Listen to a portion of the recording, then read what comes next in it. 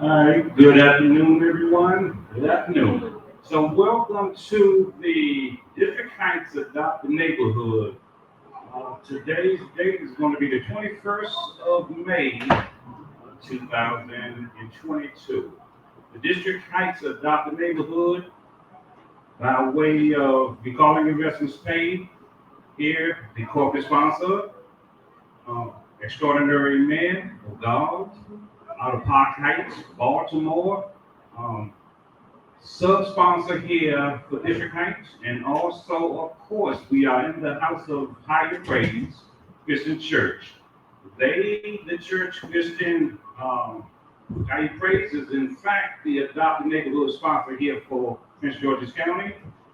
We want to thank you all for joining us today, and we're going to do a presentation, so we would like for you all to get your pens and your pad, because it's going to be informational, and it's going to be worth taking notes. Thank you all very much for coming today.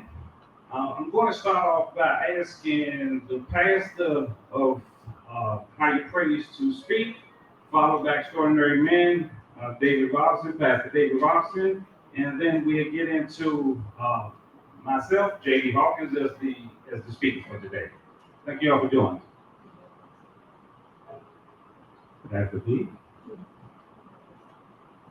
The apostles been open us up in prayer. Just open us up in prayer. Let us pray. Father God, we thank you for this endeavor, for this community to come together to give your name glory, praise, and honor. We thank you for higher praise. We thank you also for adopted neighborhoods. God, we give your name the glory, praise, and honor in this place. You are great and greatly to be praised. God, let us take notes and learn more from you, even for communities and children and youth and adults all in one together. God, we thank you for putting us on one mind and one accord. In Jesus' name we pray. Amen.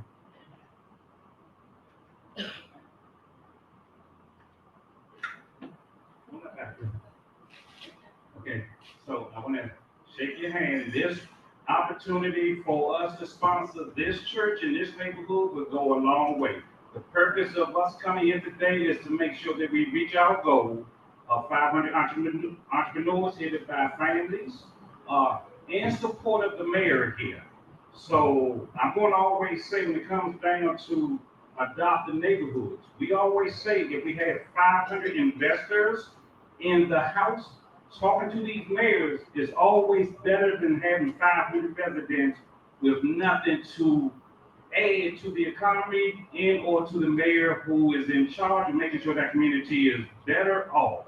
So we are going to put 500 investors into this district by way of that mayor, and that mayor should be very happy for us being here as a result of what we do. So with that, D. Hello, everybody. This is certainly an honor. This is a part of our vision, being able to adopt this area and to be able to do great things and see great things happen. I've been in ministry for 24 years, working with families less fortunate. So I know what happens when we come together on one accord. And we know that there's a lot of need here, especially for our young men with all this killing going on. I myself had 2 sons murdered. Understand all too well why I have to do something about it. Instead of getting mad about it, we have to do more about it, because it takes a village to raise these children. I can run around here mad, or I can do something great about it. So I choose to do something positive and reach out to all these other young men. We come together, there are so much more people than what you see in this room. They're gonna be twinkling in because we put this event together at a later time. So I thank you all for coming out. I can promise you and assure you, whenever God's people get together to build something great, God anoints it to be even greater. So what we're gonna do is put our hands to the plow. We're gonna make greatness happen. How many of us know that these young men can't make it without us? On our way here, we saw a young man, and he was toting his little cart with some stuff, and I said, young man, we got a future for you, and we wanna do something with your life. He said, okay, can I tell y'all, an entrepreneur is a young man that goes out there, even if you try to sell some water, he's an entrepreneur. But it takes us to be able to come in and work with him. If we don't, the gang member will get him, the prisoners will get him, they're waiting on him. But the Lord said, if his people which are called his name, and we will humble ourselves and pray. Turn from our wicked ways, he'll heal our land. We were all teenagers, and we know teenagers that do stuff because we're immature. And it's a sad thing when our children end up in the court system because they didn't know no better. Nobody raised them, nobody took time. I tell the women at my No Longer Broken Women's Conference, you can talk about the other woman's son or daughter, but they might have ended up marrying your children. So it takes all of us. And I'm going to say this, and I'm not prejudiced, but if we don't work together to save our young men, we're going to be wiped out. And so there are other colors can sit back, cross their legs, take a drink and a smoke and say, don't worry about them, they kill themselves off. But the devil is a liar. That's why we're in this room today, to tell the devil you won't win. You might have wiped out some, but we're going to gain more. Amen? Amen. And we're going to work together. I know he said 500 people, and I'm looking up and saying that's small for God. And that's small for what's in us and what we're capable of doing. Listen, y'all, he that is in us is greater than this world. And we were born with a purpose, and it is not to keep it to ourselves. It's to grab our babies and say to our young men before the world catch up, we don't have to let you be the next one in prison. We don't have to let you be the next one that fall. No, you may not come from my womb or from my sperm, but you mean something to me. So there's a young man on the street all the time. I walk up to him, and he's out there, and I'm going to sit down after this. I walk up to him all the time, and I say, hey, I need $1. He's out there hustling. He gives me that $1. I take that $1, I put it in the tithes. And I know God's going to turn his life around. So listen, y'all, give God a praise for this great, awesome man and what his vision is. I'm excited. You got me. Pastor Brother David Robinson, headed our way. He's coming by way of Park Heights, Baltimore. So is he approached? Okay, that's good. As he approached, I want to tell you all that in Park Heights, Baltimore, there's a Park Heights in every state. In that Park Heights in every state is this identical economic-wise. On the black side of Park Heights, extremely rugged, violent, and poor. You stay on that Park Heights Boulevard, and you go on the north side, and they are the VIPs, the dignitaries, the CEOs, and the politicians living in the 34th floor, the 64th floor, and they driving those voices that they don't have to operate because other people do for them. So when you're talking about black and white, black labor, white wealth, all you have to do is sometimes look at the boulevards and follow the money. And it will tell you the story without even talking to you. What about? Well, good evening, everybody. I am give God the praise for being here. Thank God for Pastor Mike Morgan back there. For me, I'm getting to it definitely about relationships. Definitely thank God for Pastor D as well. All about the relationship. But to get to the point, the reason why we're here, I say this.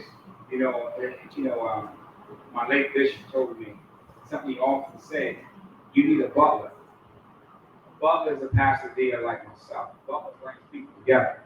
But you also need a Pharaoh.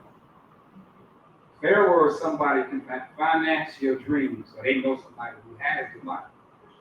So this gentleman here, I consider as a Pharaoh because of the economics of that he's been doing for over 35 years. And I think it comes to a point that we have to learn how, like she said, come together in unity.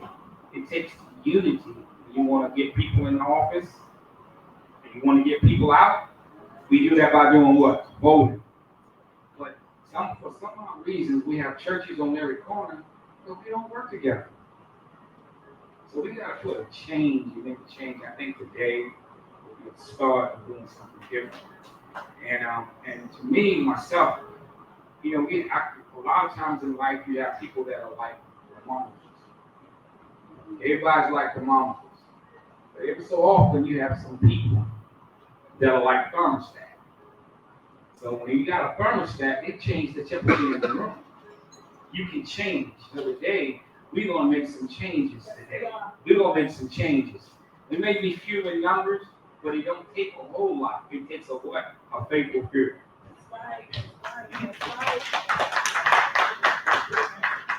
I thank you, Brother Watson. So talking about change, today, and I can guarantee you all this, today you're gonna find out things that you thought you knew. This is very educational, but I'm gonna also tell you today you're gonna find out why when people say, I don't need that, I don't want that, that's nothing to me, why they stay in the very bottom of the pit and not know it. Whenever you are in a place where you can't do any better and nobody wants to do any better for you, it's not because you're a bad person, it's just because you won't respond to help when it gets there. And a lot of people in my 35 years have always said, I can do this on my own. And 35 years later, I know half of those persons, and they never did get it done. So be very careful about how time passes you by, because if you allow it to pass you by, it'll pass you by, and it'll leave you behind in a way that some people can't get over that barrier to entry. So we're going to get information, and we're going to change how this works and what it looks like.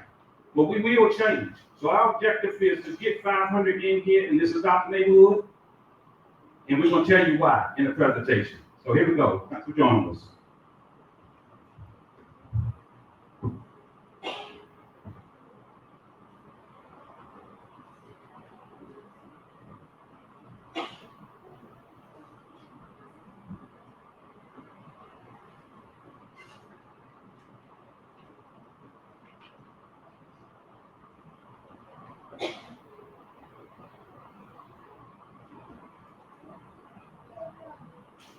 So we're going to start off here. In this church right here, my agency has given this church what we call an interagency agreement. And in this interagency agreement, we're going to build 500 entrepreneurs in this program at this church. And we're going to put them in $1 million business pilot program. This is America's 9th adopted neighborhood. We are not new to this. We've been doing this for many years, but it's new to the District Heights area here. So it's 500 families headed by entrepreneurs into a $1 million pilot program. And in doing that, an interagency agreement, which means this church is given a contract to house these 12 jobs here. And in housing these 12 jobs here in this church, these people are working to make sure this adopted neighborhood supports these 500 families that's headed by entrepreneurs. 12 positions. We're going to show you the type of talent that's going to be working out at this church. Sometimes we go places and we see buildings, and you all may have seen this before. Sometimes we go places, we see buildings, and then maybe 2 or 3 years later, we find out something about that building. We say, you know what? I've been walking by this building for years. I never knew they were doing that in that building. I wish I knew that 15 years ago, 3 years ago, 4 years ago, because I would have been knocked on that door and say, now that I know what you all are doing in that building, can I have a part of that? So information is always key, and sometimes a lot of information will leave us in a place where we can't strengthen ourselves by way of that opportunity, at least that one opportunity. So in this interagency agreement just means that we contract our work at this church under these 12 jobs. And then these 500 families headed by entrepreneurs, they are contracted in order for them to participate in this pilot program. Interagency agreement means more than one. So you have the church, you have Extraordinary Men by Pastor Robinson, you have, of course, GiveUrban.com, the corporate sponsor, and then you have the 500, all on this one contract in order for us to deal with the government the way the government would like us to deal with them. So I'm going to start off with the jobs, just to show you the kind of talent that's going to work out at this church under this contract. First, you have operations planning management. We're going to do this through Bowie State University. But if you all know people who can do this job, please, by all means, let us know. Because it's in this church, And here's the opportunity. Operations planning and management.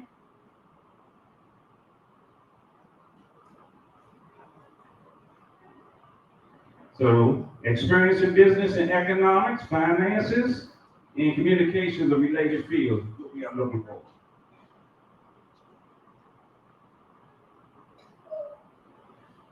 Business development executive.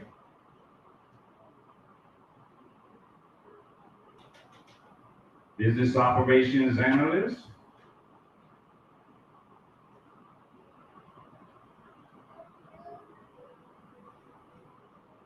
Sales executive consultant.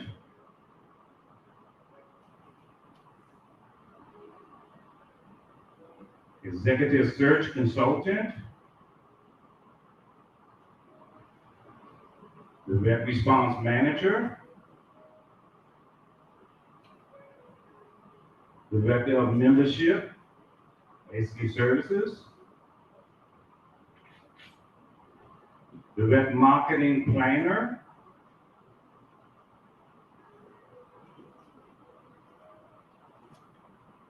Executive administrative assistant. Executive director of project development.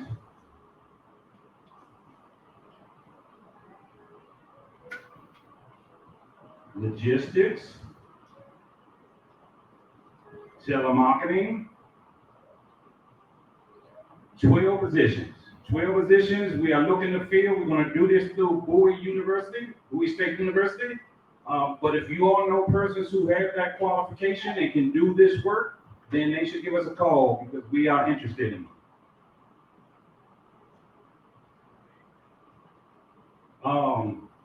Pastor Robinson and Pastor D introduced themselves, so now I'll introduce myself through this media here.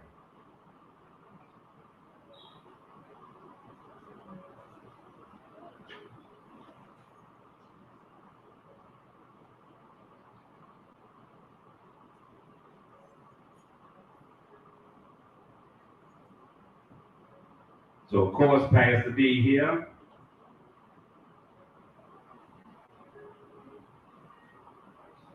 And myself here.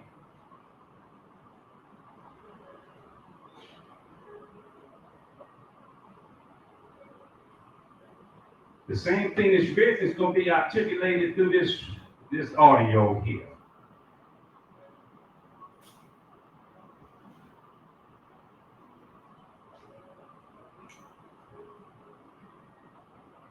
If it ever comes up.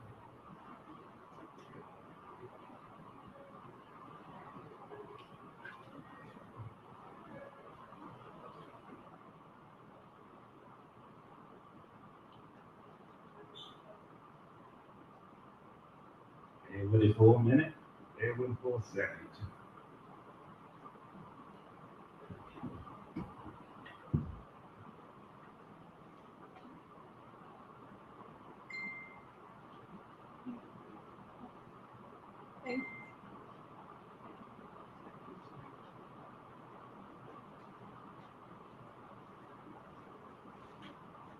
Here we go.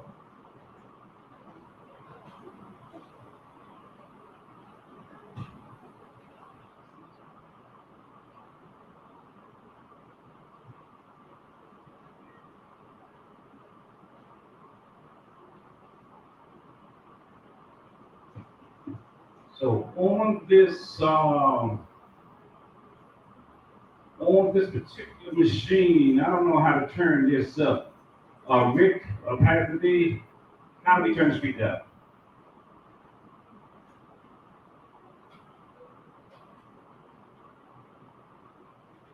Which knee turned up? Yeah, it needs to go up. Yeah, put the sound on the speaker. Right. Okay?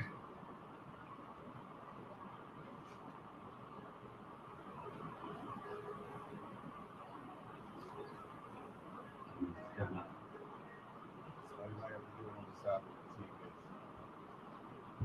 Uncomfortable. You see?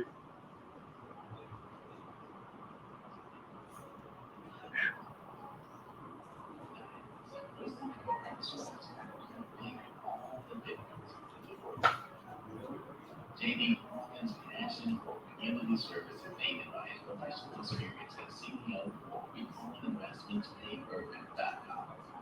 A longtime civic leader in the greater Washington, D.C. area, he has been an active champion for numerous causes in Let me start areas this such back as over so you all can development, catch this leadership from the beginning. development, adult youth relations,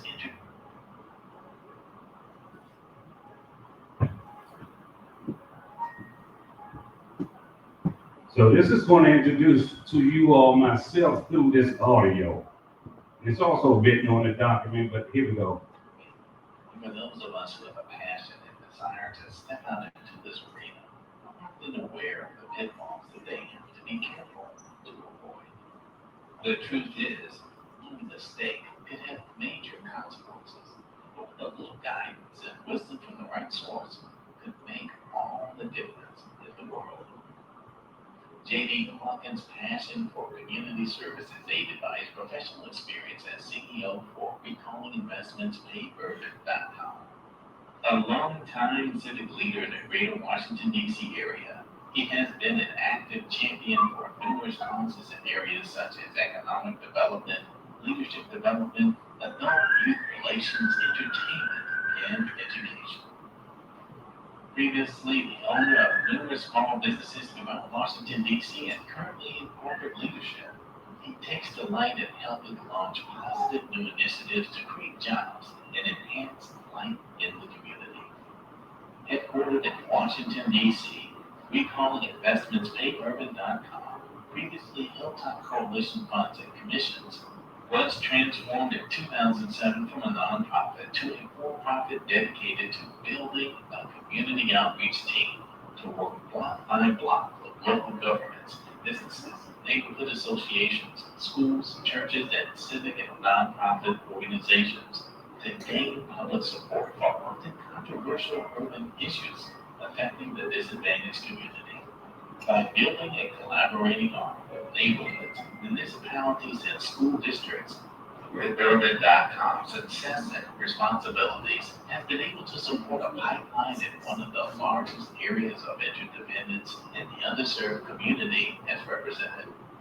The founder and leader of RedUrban.com, specific and specialized consulting in strategic business development and public affairs, J.D. Hawkins, also known as the Minister of Economics, has led this company for 28 years, where J.D. remains committed to clients with planning and implementing programs. Public support was critical to their success, including stronger business-to-business, developers, and community-concerted efforts, communications deemed equitable to end users' benefit.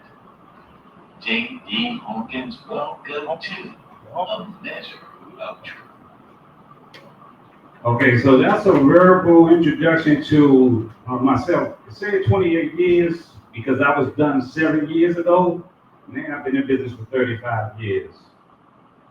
In these adopted neighborhoods, through my years of service, our interest is to be sure that 500 families are the subject of the type of investments that we are able to bring about through this church, through this adopted neighborhood, and at this time. You repeat that 500 what? 500 families headed by entrepreneurs, Families? headed by entrepreneurs. So these families, they should have an entrepreneur in the home or tied to that family. These entrepreneurs, as it says on the screen here, these 500 entrepreneurs should be somewhere in one of these categories here. Somewhere in one of these categories. So I just scroll down the screen so you all can see them. In this program, under this adopted neighborhood, as long as they are not at $1 million, they can make an application with us. If they are more than $1 million, they are not allowed to make an application with us. Under 1 million. They have to be under 1 million. Adopt the neighborhood. Adopt a neighborhood, yes, sir. Yes, sir. So here are the categories. Preferably, if out of this category is okay, we would take them. But in terms of micro grants, loans, and investments, they should be in these categories here, which is 7. So just a quick drop down on it. It's here. Wait, can you see it? Okay, well, I'm gonna just only say it's vocational. I just give you three. If they are, a trucking company, if they are a carpenter company, something like that, if it's an electrician, just vocational industry. Yeah, mainly vocational.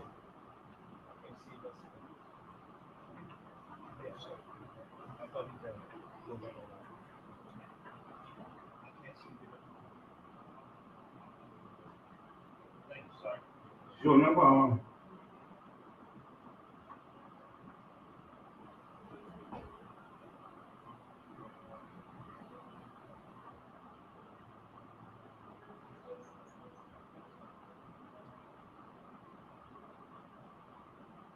And then back to the introduction of myself here. On the right hand side, on the left hand side, here where the writing is in black. That's what that audio was or is. On the right hand side, these are links to me and my background. So Minister of Economics is the very person who does these kind of presentations. We're going to talk about the reasons why you should become informational driven and put that information to work for you in order to compete in today's marketplace. J.D. Hawkins, that link right there just goes to the website and it talks about consulting work. I'm not here consulting anything. I'm here, when Minister of Economics said, if you will, to provide this information in this orientation. RipRiver.com is the agency itself. Paru Buoy 2 is a 1 hour orientation, and it takes you deep into our culture in terms of how we invest, why we invest, who benefits from it. Rip Urban is the website. It's Paru Buoy, Paru Buoy, and that's Paru. No, I'm gonna call it off for you. So that's P is in Paul, A is Apple, R is in Robert, U is in Ulysses, and then Buoy, Bowie, and then two eyes for twoeyes.com. Put you into a 1 hour orientation. Sure, no problem.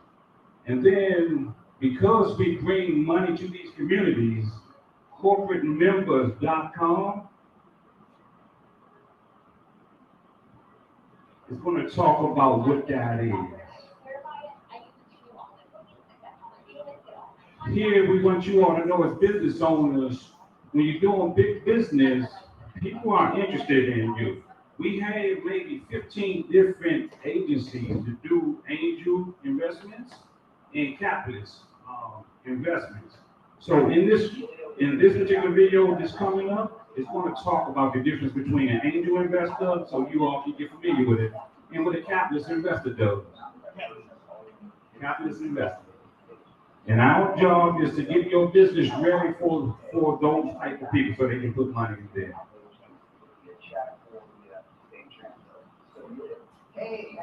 It is 4 minutes. But as you're looking at both venture capitalists and angel investors, it's important to understand the difference. In this video, we're going to look at some of the differences between angel investors and venture capitalists, where they get their money and what it can mean for you and your business. Let's take a look. So first, let's start off with angel investors. Angel investors are most typically individuals that are oftentimes either retired executives, CEOs, people who have successful companies. And you're going to hear, show hands. You're going to this hear. means that there aren't other people that we need to check with in terms of their investment, other expectations in terms of how long it may take to get their money back. Contrast this with venture capitalists. Venture capitalists typically raise money from other people, and those other people are typically called limited partners or LPs.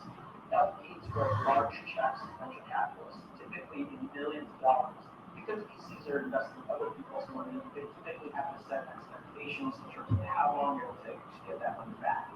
So these funds are set up to return that money in that time. Both angel investors and venture capitalists have expectations that start to grow and be successful. But the rate of growth and that level of success may be slightly different. These investors also invest in different stages of companies. So an angel investor is typically investing in very early stage companies. These are companies that are sometimes pre-revenue, pre-product.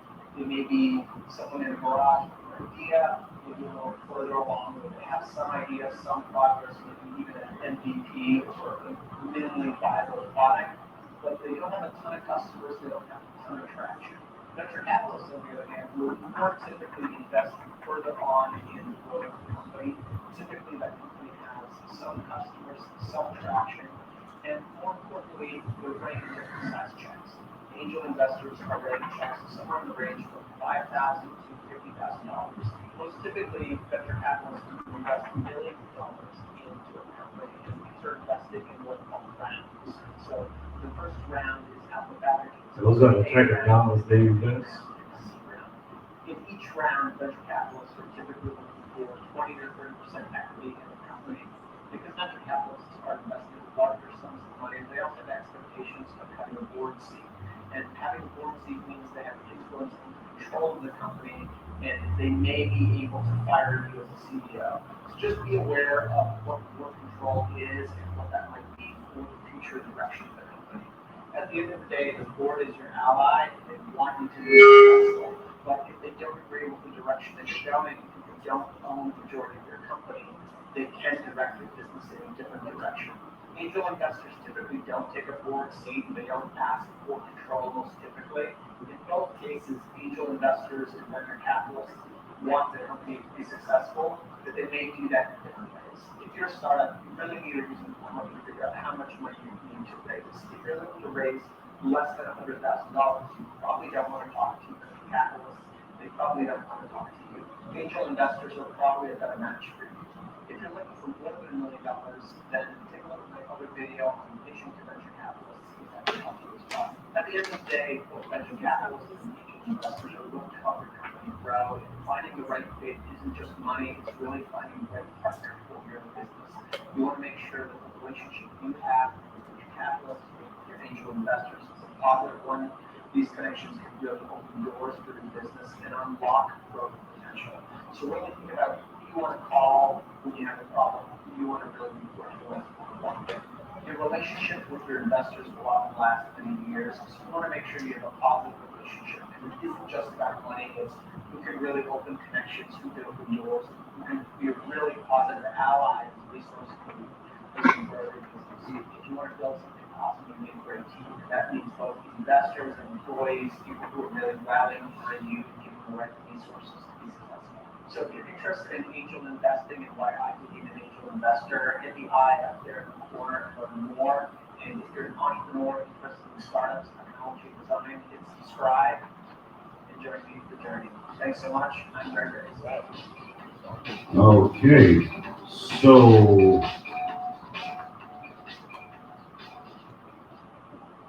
did you all get the gist of what he was saying as far as angel investors and capitalist venture investors? This year, okay, I started about 7 months ago, back in April. So as you can see, April 1st made about $16, and I grew. Okay, so an angel investor is someone like myself. I look at these companies and I look at them in a way that are more lenient than some of these other people because we commercialize these companies. Your company, as he said in that clip there, it's not just about the money. It's also about the relationship. And if you're going to go ask someone for their money, then if you come at them coming out the gate improperly, they may not say anything to you. They just say, give us what we need and come back to us. But what they will do is hold that against you because there's such a thing as high risk when it comes to other people's money and who they deal with. Over here in this adopted neighborhood, with these 500 families headed by entrepreneurs, our job is to put them in this system and get them ready to talk to our investors. Not them going to those investors ill prepared, and next thing you know, they get discriminated against, and sometimes they complain and say, Well, I talked to two investors, or trying to get a contract, I tried to get a grant, and nothing works. These people are discriminating against me. Like Pastor C, not Pastor D, not to be discriminatory and to be pro-black, but I am pro-black. My position is to make sure blacks get equal, equitable opportunities, but it does start with preparation. They just not going to hold it against you if you're black. They just hold it against you if you're black and you come to them ill prepared. That's basically how that works. So don't give them any reasons to not allow you to grow your business. Just take advantage of this opportunity because we put these 500 families in here. Entrepreneurs hit it, and we put them in a smallest business commercialization profile, and we build those companies out so they can use our money. Right there on the very bottom, you see Urban Smart City Adopt a Neighborhood. In that last drop down, Urban Smart City Adopt a Neighborhood. We are on our 9th Adopt a Neighborhood. Once we get to 500 families into this District Heights Adopt a Neighborhood, then we connect that to those other adopted neighborhoods, just to kind of show you what the evaluation is. When we connect this adopted neighborhood with 500 families in this $50 million pilot program, we connect that valuation to those other 9 adopted neighborhoods. So when we represent your company is not a company that's worth, let's say, $100,000. No, the financial statement that suggests your company is profitable goes through our agency across the 9 adopted neighborhoods. So you go from, if you're doing $100,000 a year, you go from that to $100 million valuation based on these adopted neighborhoods. So we just kind of grandfather the 500 businesses into that profile for that meeting. So, can I ask a question? Sure. That's pretty much put equity in your company by you guys buying. Basically saying your credit will be coming through you. If I'm understanding that correctly. All of the above. And you are very, very good observation because it is. And we'll get into that in this profile. But when it comes down to business, see, these people, they can care less about your service. What they look at is your credit. Because when it comes down to it, you can be a $200 million company. But if you have bad credit and you're a $200 million company, what they're looking at is these people have some issues with their credit, and we don't want that to impede on our business. Because if they're doing 200 million, that's a lot of money. But people who are at 200 million as a corporation, they want triple that. So they treat it the same as if you were at 100,000. They still want you to have your business in good standings. Bringing that to these next agencies here. It would seem that the angel investors are not less controlling of your business versus the other capitalists. They less controlling, but they scrutinize your business the same. Okay. Nobody wants to give away money that's going to be mismanaged in 2 days. Like some people go and buy a boat. So we advance you $100,000, and for some reason you felt like you needed a boat. So they look at that. It doesn't matter. It's not the money. My point is that the capitalists pretty much dictate what you can do with your business. They're more controlling.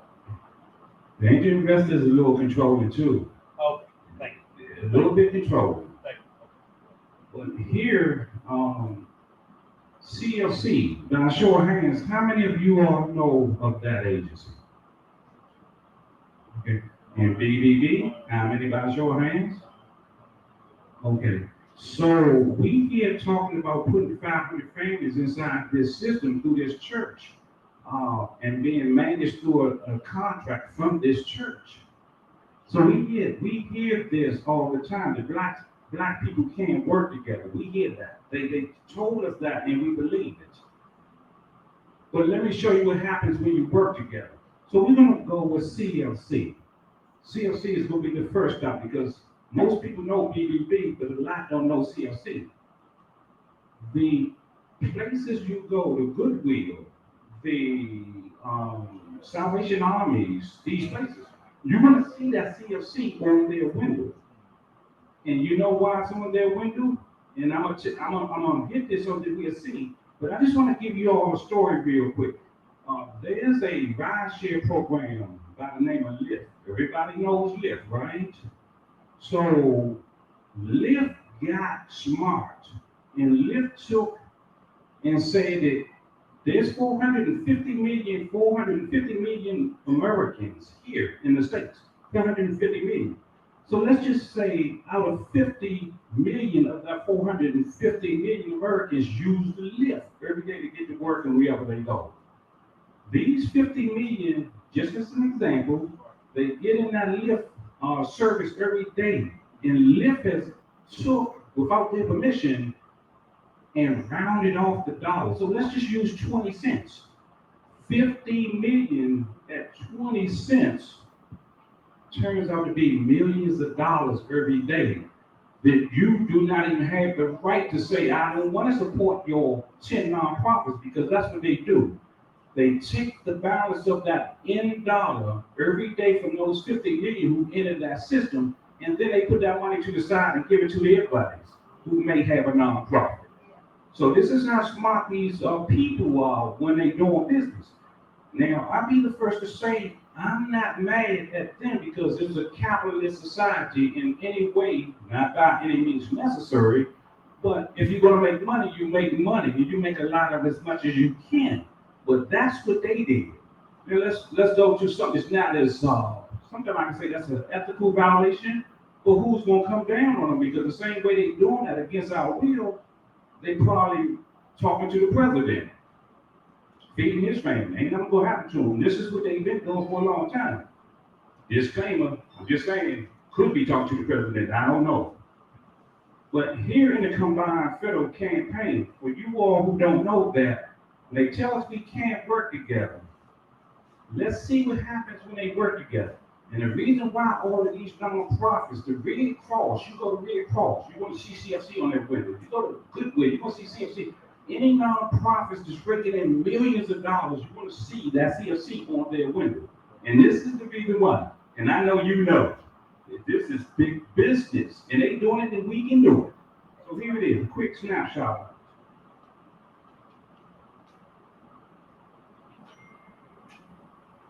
Buddy Brian Dean here, and I'm super excited to announce that my latest course from the SEMrush Academy is now available. It's called Mastering Digital PR. Mastering Digital PR is an in-depth CFC.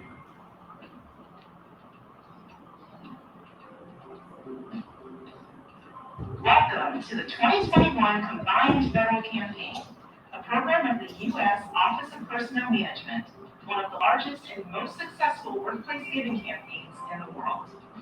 The CFC is an opportunity for all of us in the federal community to pledge monetary donations and volunteer time to our favorite charities. This year, we're celebrating the 60th anniversary of the CFC and the $8.5 billion raised during that time, which is just incredible. Looking back gives us a chance to see how far we've come. When the CFC began in 1961, Alan Shepard had just become the first American astronaut in space. The average cost of a new home was about $19,000, and President Kennedy established both the Peace Corps and the CFC. In its first years, the CFC started with less than 50 charities, and today, we're able to support more than 5,000.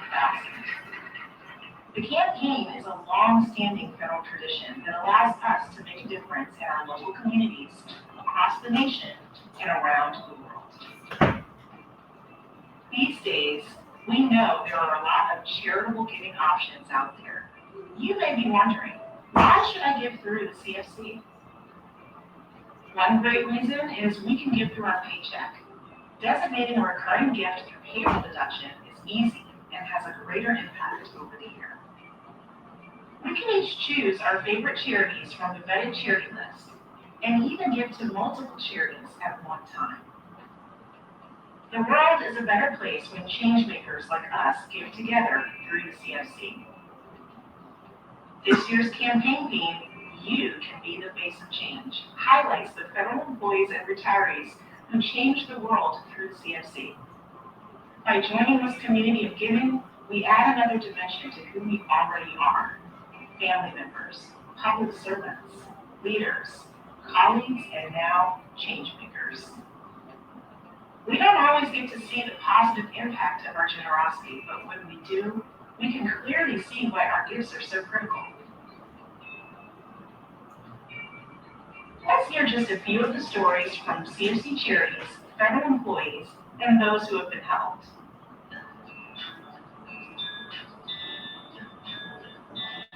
So there's an impact and power giving.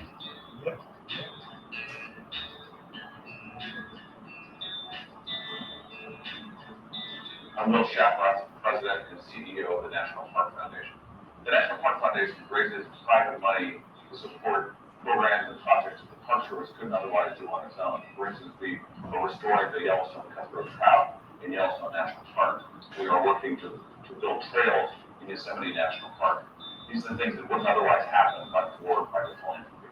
We're also working to interpret our nation's history and culture, including that of African Americans. We've recently made investments to acquire the birth and life homes of Dr. Martin Luther King Jr. In Atlanta. We're also working around establishment of the Harriet Tubman National Historic Trail and other places. Your European operations is taking on black causes and making billions of dollars doing it. That we help support around Cesar Chavez's cabin in the Central Valley of California and places like the missions in San Antonio. These are important stories that tell us about contributions of communities that have not been told in sufficient ways. The national parks are the perfect place to do that.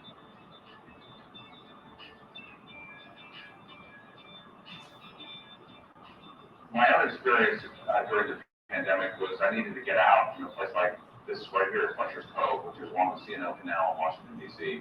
I rode my bike along here to really reconnect with nature. And most people don't know that there's a national park probably a lot closer to you than you think. There are many national park sites in most major cities in the United States, that many of which focus on history and culture of our country and allow us to connect with our past. They're not all big Western national parks, many of them are in our own backyards. And one of the great things about national parks that I think we all experience is awe and wonder.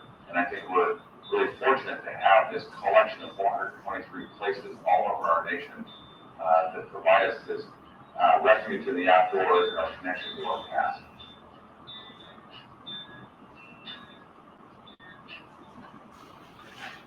Federal employees understand the value of public service and the importance of giving back to our country in many ways. And I think that our national parks are one great place to do that. When we're standing on the overlook of the Grand Canyon, we get a sense of our place in the universe. When we see the bed that Dr. Martin Luther King slept on as a young child, we realize that we all come from the same place. We experience time with family in national parks that connects us to each other and to a common place and a common heritage. National parks can bring us all together. They really serve as our common ground as a nation. It's important that we all feel like we're a part of them. If you love these places and you experience these places by yourself and with your family, consider giving back to the Combined Federal Campaign. Okay, so the CFC, man, that My you name all, is Trina Redmond, and I am a CFC supporter. man, that you all know what that agency does. So we're going to talk about a nonprofit being Extraordinary Men of God, one here, and also Higher Praise as a nonprofit. When it comes down to nonprofits, as you see, these people have made $8.5 billion, and they take on a lot of causes. But in these adopted neighborhoods, because we're doing it through the mayor's office, the federal campaign, federal government trickles down dollars. And they trickle those dollars down to local governments, like, for example, District Heights. That's a locality. They trickle those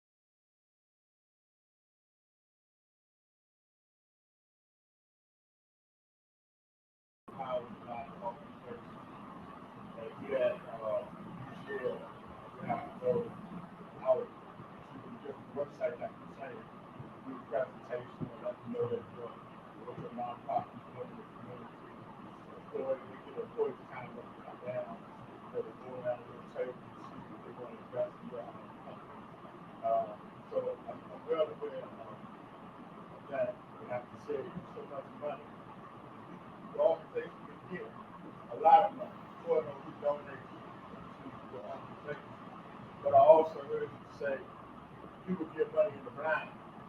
So when they give money in the blind, they don't know who they really give it to. Right.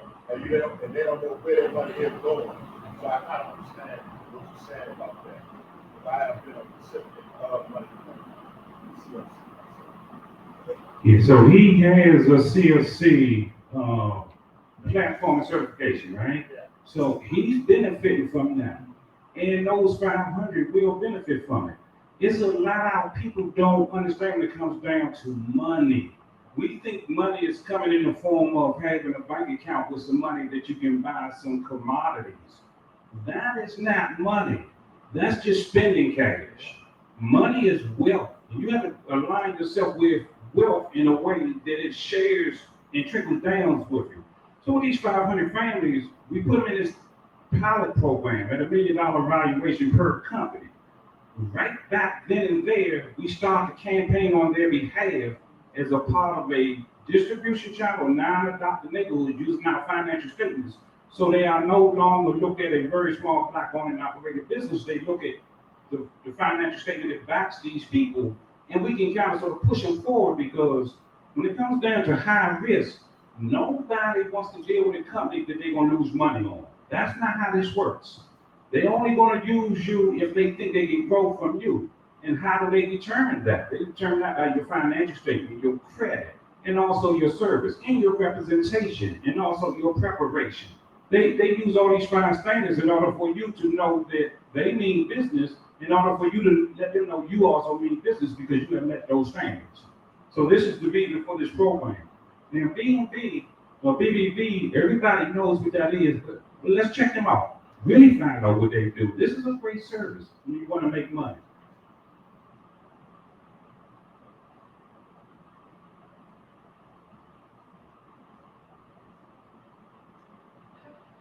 I could turn anyone into a beach bum. High grade fountain. Animation.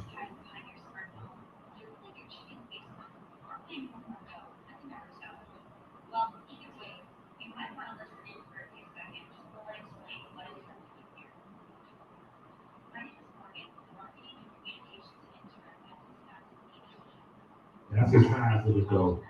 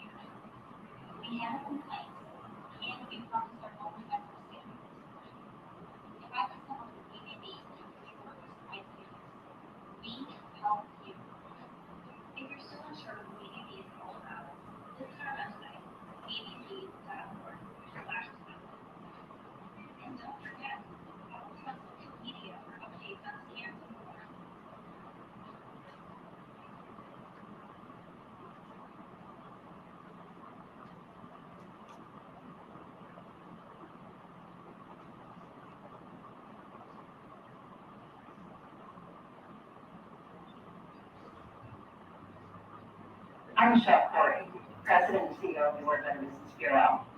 Did you know that this BBB has provided 7.7 million instances of service to the public so far in 2016? Okay, so BBB, the understanding we have about BBB is there's a place you're going to go and make a complaint. That's just by a show of hands. Is that what we think BBB is? Just we going to go make a complaint? BBB is so much more than that. But if you notice what their alignment is, they are putting nonprofits and charities and small businesses in there so that they'll know where they are, so that they can help them. Their service is not to take complaints, it's to make sure these companies get closer to the money. We just believe that if you have a problem with a business or something, that you're gonna go over there and we're gonna make a complaint. That's not why they're there. Taking complaints is just something they do. When you go over there, they're gonna help you get to the money. That's what they pay for. They are a nonprofit to help businesses, whether they nonprofit charities or for-profit businesses, find the money to help the economy. Same thing with this adopted neighborhood is about. That's why we in here. We're doing the same thing these European companies are doing, but we are doing it, and versus them just doing it and we doing nothing. Because if we leave it up to them to always do it and we do nothing, then they're not gonna just open up the door and say, people come in here, we welcome you. That's not how this is done. They let you in when you are ready to do business to their standards. And unfortunately, they believe that as African Americans, we are never ready because sometimes we prove to them that we are ill prepared. So this is for this is the reason for the adopted neighborhood, to make sure 500 families per adopted neighborhood are well prepared. We prepare them so we can get them money. Same thing BBB, no difference. Sometimes when you black, they say, well, and they found all these kind of reasons. But I just showed you all, CFC, BBB.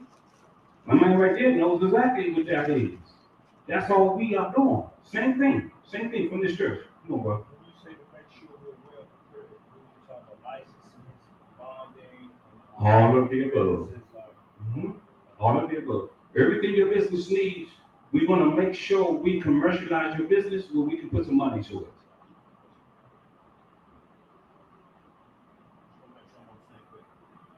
Yes, you are. Yes, you are. So here,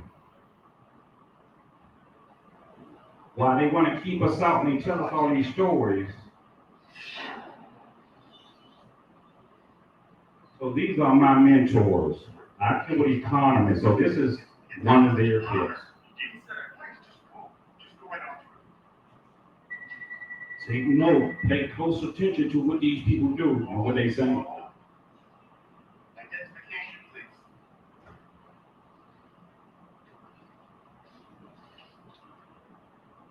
Here, high explosives. High explosives here. We got that 1066. Copy that, Mike. Go to the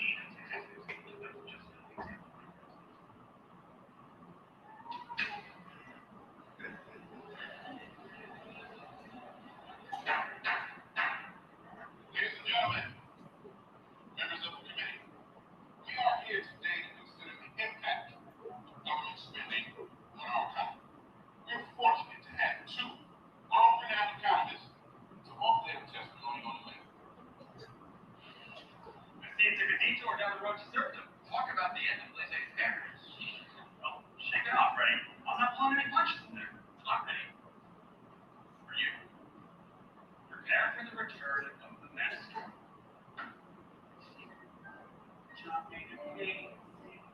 F.A. Hyde, round 2. 1-0. Same economy, same beliefs, new microphones, new mustaches. Here we are, peace out, great recession thanks to me. As you see, we're not in a depression. Read destiny, if you follow my lesson. 4 K's, here I come, line up for the recession. People don't have to show that we're still in addiction, still thinking. Don't you think it's time for a switch from the hair of the dog? Spread the party in the bowl. The ball run is here, it's time to get sold. Are you kidding? Look, your work's perfectly fine. Have a look, the great recession ended back in 09. I deserve credit, things would have been worse. All the estimates proven, I'll go chapter and verse. Economists, riches, they're ever so biased. Are they doing real science or confirming their bias? Their Keynesian models are tidy and neat, but that top-down approach is a fatal mistake.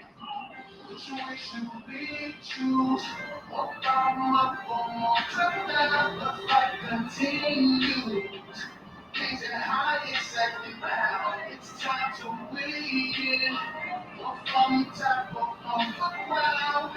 Let's listen to a great set, changing how you calm it We down. could have done better had we always spent more. Too bad that only happens when there's a world war. You can carve all you want about stats and progression. Can you deny World War II cut short of depression? Wow, one data point and you're jumping for joy. The last time I checked, wars only destroyed. There was a multiplier. The subject just shrank as we used their resources for every integrity for work to call back prosperity. Ration meat, ration butter, the life of austerity. When that war spending ended, your friends tried disaster. Yet the economy thrived and grew faster.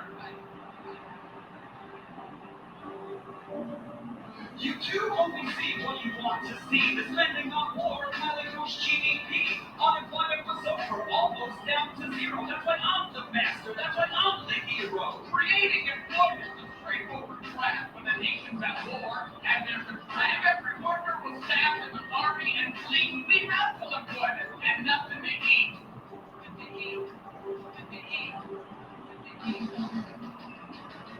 Which one should we choose? From up from the fight continues. Changing how you set it round. It's time to win. From the top or from the ground. Let's listen to a great set, changing how you calm it down. Not the end for themselves. People work to live better and put food on the shelf. Real growth means production of what people demand. That's entrepreneurship, not your central plan. My solution is simple and easy to handle. It's spending that matters. Why is that such a scandal? Money slushes through the pipes and the sluices. Revitalizing the economy's juices. Just like an engine that's all it got dark. To bring it to life, we need a quick spark. Spending's the lifeblood that gets the flow going. Where it goes doesn't matter. Just get spending clothing like it's no sector that's in general. But don't sector for help you only some in a row. So spending's not free, that's the heart of the matter. Too much is wasted as growing get fatter. The economy's not a car, there's no engine to stall. No extra can fix it, there's no it at all. The economy's us, we don't need a mechanic. Put away the wrenches, the economy's organic. Which one should we choose? From up from the fight continues. Changing how you set it round. It's time to win. From the top or from the ground. Let's listen to a great set, changing how you calm it So, down. what do you do to help those unemployed? This is the question you seem to avoid when we're in a mess. When you have us just wait, doing nothing until markets equilibrate. I don't want to do nothing. There's plenty to do. The question I ponder is who plans for who? Do I plan for myself? But leave it to you. I want planned by the many, not by the few. Let's not repeat what created our trouble. I want real growth, not a series of bubbles. Stop bailing out losers. Let's write this work. If we don't try to steer them, they won't go berserk. Come on, are you kidding? The Wall Street gyrations challenge your worldview of self-regulation. Even you must admit that the lesson we've learned is more oversight needed, or else we'll get fired. Oversight? The government's always been in bed with those law-reading texts and the terms that they play. Capitalism's about profit and loss. You fail as a loser, there's no end to the cost. The lesson I've learned is how little we know. The world is complex, not a circular flow. The economy's not a classic and master in college. To think otherwise is a pretense of knowledge. Which one should we choose? From up from the fight continues. Changing how you set it round. It's time to win. From the top or from the ground. Let's listen to a great set, changing how you calm it Now down. you're high horse and you're off to the races. I look at the world on a case-by-case basis. When people are suffering, I roll up my sleeves and do what I can to cure disease. The future's uncertain, our outlooks are frail. That's why free markets are so prone to fail. In a volatile world, we need more discretion, so state intervention can counter depression. People are in chess men you move on a board at your whim, their dreams and desires ignored. When political incentives, discretion's a joke. Those dials are twisted, just mirrors and smoke. We need stable tools and real market prices, so prosperity emerges and cut short the crisis. Give us a chance so we can discover the most valuable ways to serve one another. Give us a chance so we can discover the valuable ways to support one another. Real talk.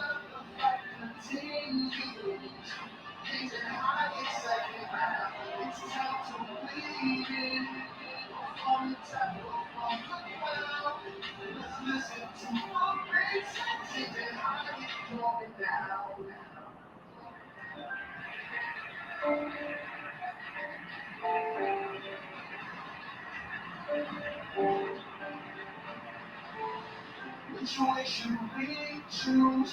More from up or more to down? The fight continues. Kings and high second round. It's time to win. More from the top or from the ground. Let's listen to the race. Kings and high going down. So those two economists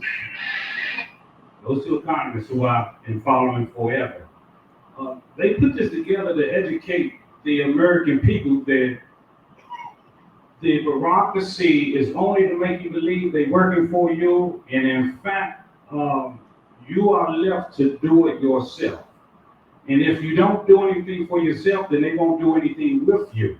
And again, I can't stress enough that in the adopted neighborhoods, we prepared 500 companies to make sure that they have a fighting chance and that the system doesn't just disregard them because of the color of their skin or because they are ill prepared as a business.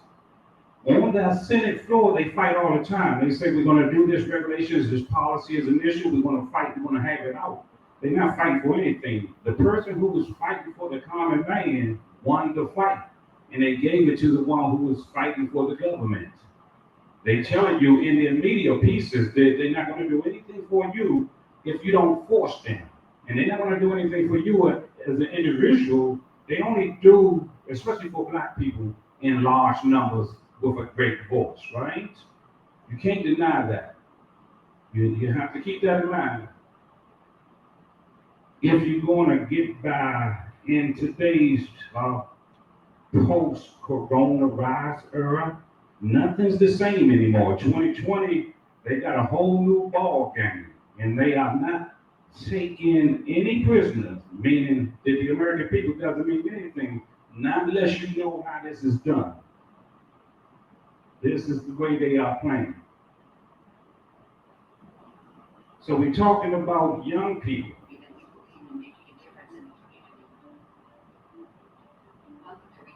This is Rip Urban, who I represent as the CEO. Our cooperative membership and sponsorship has joined 500 neighbors to launch Uprising Community and Business District Improvement Solutions. Being home to 500 entrepreneurs under one roof, our co-op and investment into our membership ensures a proactive measure to enrich the benefit of a community investment experience. Backed by $1 trillion gateways for greater earnings and investments right in the backyard of your neighborhood. Recalling investments to the urban unknown, adopted neighborhood. Our investments are designated to grow our community by investing using 40% for startup businesses, 40% in real estate interests, and 20% in small business investments. We empower our residents earning income reinvestment in community share. Think about adopting a neighborhood and joining co-op today. Contact Recalling Investments to urban.com. 240-273-4767. That number is disconnected. This video was done for a while back ago. That's the adopted neighborhood. So in these adopted neighborhoods, we are looking for these families who have persons who are mainly in vocational. So we are talking about the electricians, we talk about the plumbers, we talk about the roofers, the cement masons, all of these people. In our community, you're not going to find persons who are not across a massive platform. But you're not going to find black people in underserved communities going to school to become software engineers. You're not going to find them dealing with AI mechanisms. This is not what we do if we're in underserved communities. And I always say that if you haven't made $1 million, there's a reason for you not a millionaire. It's not by mistake. It's probably by default. There's probably no fault of your own. But again, when we finish this presentation, if it doesn't move you in a way that you respond to your own vanguard and your own growth, then there's nothing we can do more. I just know that 2020 says we're going to give you food stamps, we're just not going to give you money. But if that's the case, if that's what they have, then what about the 5 people who made $1 billion a day at the very onset of coronavirus? What about those 5 people? How did they do that? Because they set themselves up and they created a scenario and they are billions of dollars every day. And we are subjected to food stamps if we run out of money. So this is what we're trying to stop that type of genocide. Now, I'm going to point out here, right here, where my point is. So you're talking about pedigree. How many times do you all hear that word in your home by show of hands, pedigree? Okay, so I have two business people in here, the successful business people, and I'm not sure about everyone else, but just because the brother in the purple here at CLC and my brother that I invited, I know these are successful business people. But pedigree is a person, as soon as they step inside of a corporation, the person who's interviewing them knows exactly what that is. So sometimes we call these types of people top tier performers. Top tier performers are great. Sometimes we say we have to go through the chain of command.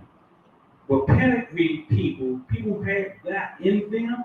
As soon as they go into a place, the person's know right off the bat. I just recently got a 20-year contract with an energy company, right? And I was just trying to see where the money was, so I called the company. And I said, I see this energy is kind of sort of taking a ramp up. Tell me more about it. By the time I finished talking to the person, says, come and meet our CEO. And I went over there and met the CEO, and I sat in his office, and the conversation went like this. With JD, to be honest with you, I need you to tell me how this is done. And I was like, I don't know how it's done. That's why I called you. But for him to say that, it ended up with a 20-year contract. And the ones who've been talking to me know we are trying to get the energy bills eradicated. It was through that contract. So when we talk about commercializing people's company, sometimes you can do the service, you just don't know how to speak to the money. And if you don't know how to speak to the money, you won't do the service because they already going to try to give it to other people. So this is the reason for these adopted neighborhoods. We're going to talk about something that you all should want to know. Quasi-government. Quasi-government. This government that we think we're talking to is not the government that it really is. It's just a face. But a quasi-government is who really runs the country. So we're going to talk about that through this quick clip. Just so that we'll know what time it is, because our people need to know who they're talking to and when they're talking to them, so they'll know exactly what they're saying. Quasi-governmental corporations are mandated by law to perform a subset of proxy-based mechanisms in network entities into implementation stage. Government's reach has thus grown by networking with proxies. Size of public sector employment remains the same as proxies are not counted as federal employees. Liberals authorize proxies to operate social programs. Conservatives see potential cost-saving methods associated with proxies. So proxy government is a government that the government has given them all the legal rights to operate. If you just watched our last video, or you wondered what the GSE is, it's a quasi-government is a government that the government has given all the legal rights to on their behalf. So sometimes we go to these government agencies and we talking to the agencies and we talking to the wrong people because it's not them. You need to find out who's behind that government and talk to that agency. So that's a quasi-government.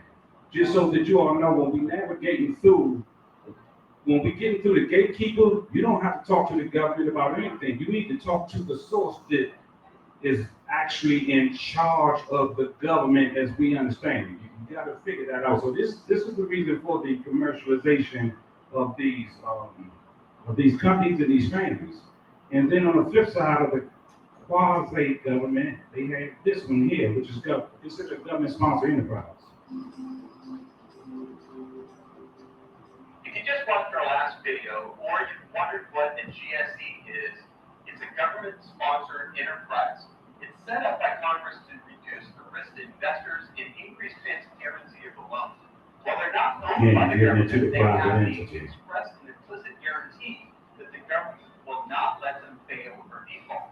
As a result, lenders grant Fannie Mae and Freddie Mac favorable interest rates, and investors offer more of their securities on the secondary market. Types of government loans are FHA and VA loans. An FHA loan is insured by the government, and a VA loan is backed by the federal government as well for veterans.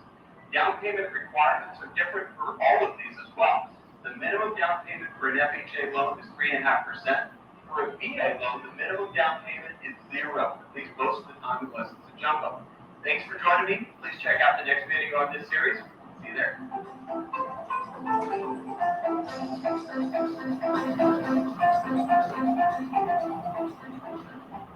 So if you all didn't catch that, he says if you come through the government-sponsored enterprise, the likelihood that you're not going to have to put any money up for anything related to a lot of these services is probably going to be 90% guaranteed that you can keep your money and they'll deal with you according to their policies. But if you don't go through the government-sponsored enterprise who actually owns that piece of the government, then you're going to have to, they're going to charge you into the point that you may not be able to get in there. So again, these government-sponsored enterprises and these quasi-governments, you got to find out who's behind the government that we think we know and get to them. Again, this is what this opportunity presents because why? Why do you not gain the kind of support you need? Because you don't know what to ask a lot of times. And if you're not at $1 million, it's a reason why you're not there. Especially if you're a business. If you're a business and you're not at $1 million, then you really want to kind of reevaluate your business practices and then find a new connect, if you will. Because when it comes down to connections in the business world, that is real talk. You can't get through anything if you don't know somebody. And nobody who's going to break you in $2 million will want to deal with you if you're not dealing to the benefit of them being able to benefit from you. So everybody's benefiting from everybody. We're going to talk real quick about,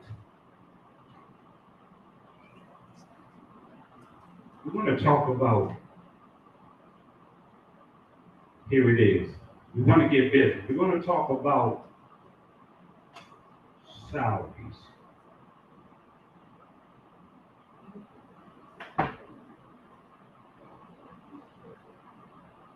So we are free. They say we were free in 1863. We were free in 1863. Yeah, and we still waiting for the 40 mules, the 40 acres in the mule. We're still waiting on that.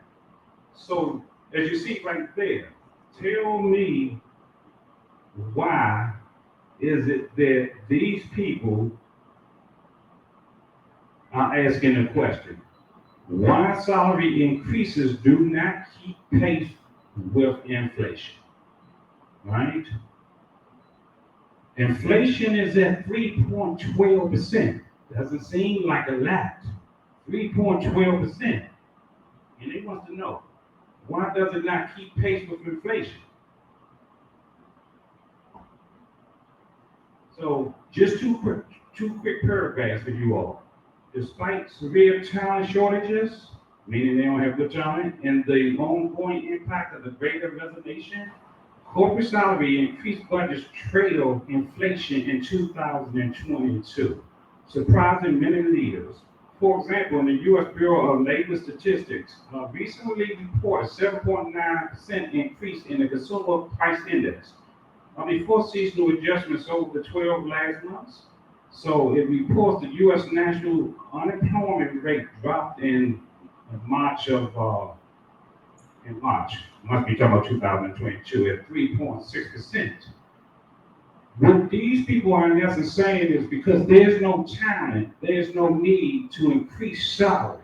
And because they would tell you anything, they blame it on no talent in the marketplace. But there's nothing but talent trying to get in the marketplace. So because they say there's no talent in the marketplace, then they don't increase your living earnings as a way of making sure that you don't get a reasonable living lifestyle wage type of thing. They say. So, number one, inflation increases are not the same.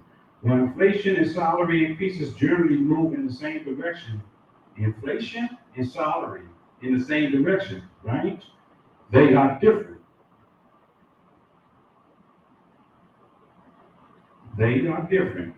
And so it goes to say, driven by different inputs, inflation represents changes in the cost of market basket of goods, such as groceries and fuel. Wages, on the other hand, are driven by changes to supply and demand for labor, which can cause by demographic trends.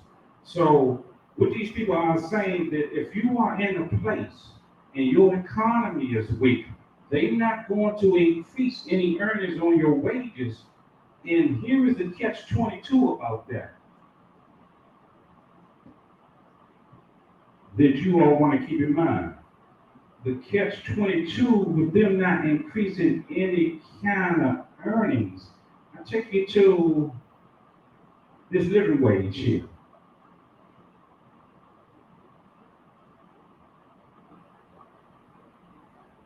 In this living wage here, what is, and this is the state of Maryland, right about here.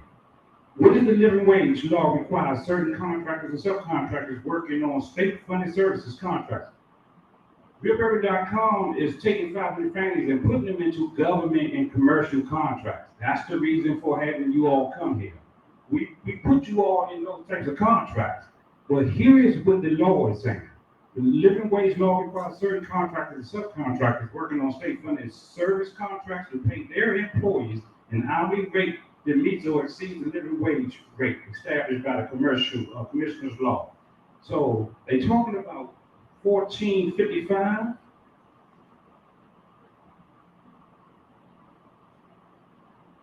Right about let's show on TV.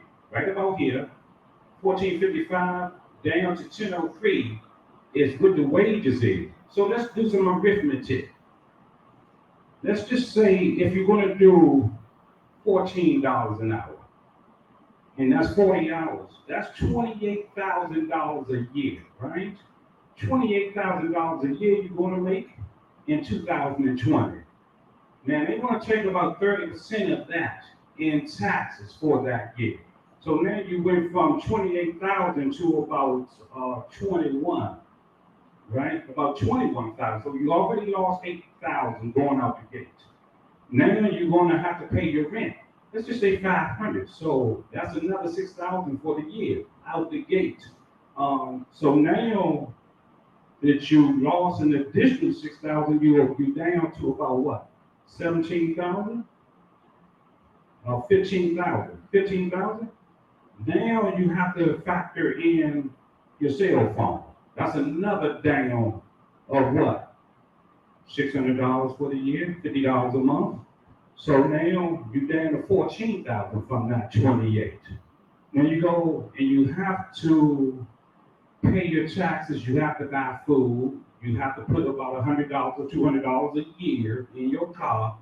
A month. So that's another $1,200 or so, if not $2,400 for the year. So that $28,000 before it's all said and done is going to be around, to say the least, somewhere around 13,000. Let's just say 13 or 14,000. Now, that being said, that 14,000 you have, I didn't talk about paying your car note. I didn't talk about buying your clothes. I didn't talk about going to the movies. I didn't even talk about anything other than the 3.12% interest living wage. So that means inflation has ate up another 4,000 or 5,000 of that. So at the end of the year, you had a $28,000 job per year, but you really only earned about $2,800 after you do all of the audits of what you paid into the system and everything that came out of it. $2,800 a year, but you work 40 hours a week. So when you think about why you don't respond to opportunities and why you think blacks can't help one another, when you think about all that, just think about who organized this infrastructure. And just think about in 2020, how 4 people made billions of dollars a day when everybody else was in the house scared to come out, right? This kind of thing. So make no mistake about what's going on, what's really going on. Come on, brother. Okay, no problem. So you want to just think about that. A lot of times, I think you also put up this. We talk about the car, we talk about the place, we talk about the food. Because nobody gonna give us no food. And 9 out of 10 times, we're not gonna get a car. So we have to first about transportation. And our transportation back and have gas out of the time for 11. So a lot of things is you self-inherent. In other words, if you go out and buy a car, you know we got to think that. You go out and buy a house, you buy a big house, little house, whatever kind of house. Sometimes we might buy a house that we can't afford. We self-inherit a lot of problems that we really don't really have to have. The great big house, sit on our house. You know what I'm saying? I can understand you have kids and stuff like that. Kids cost money too.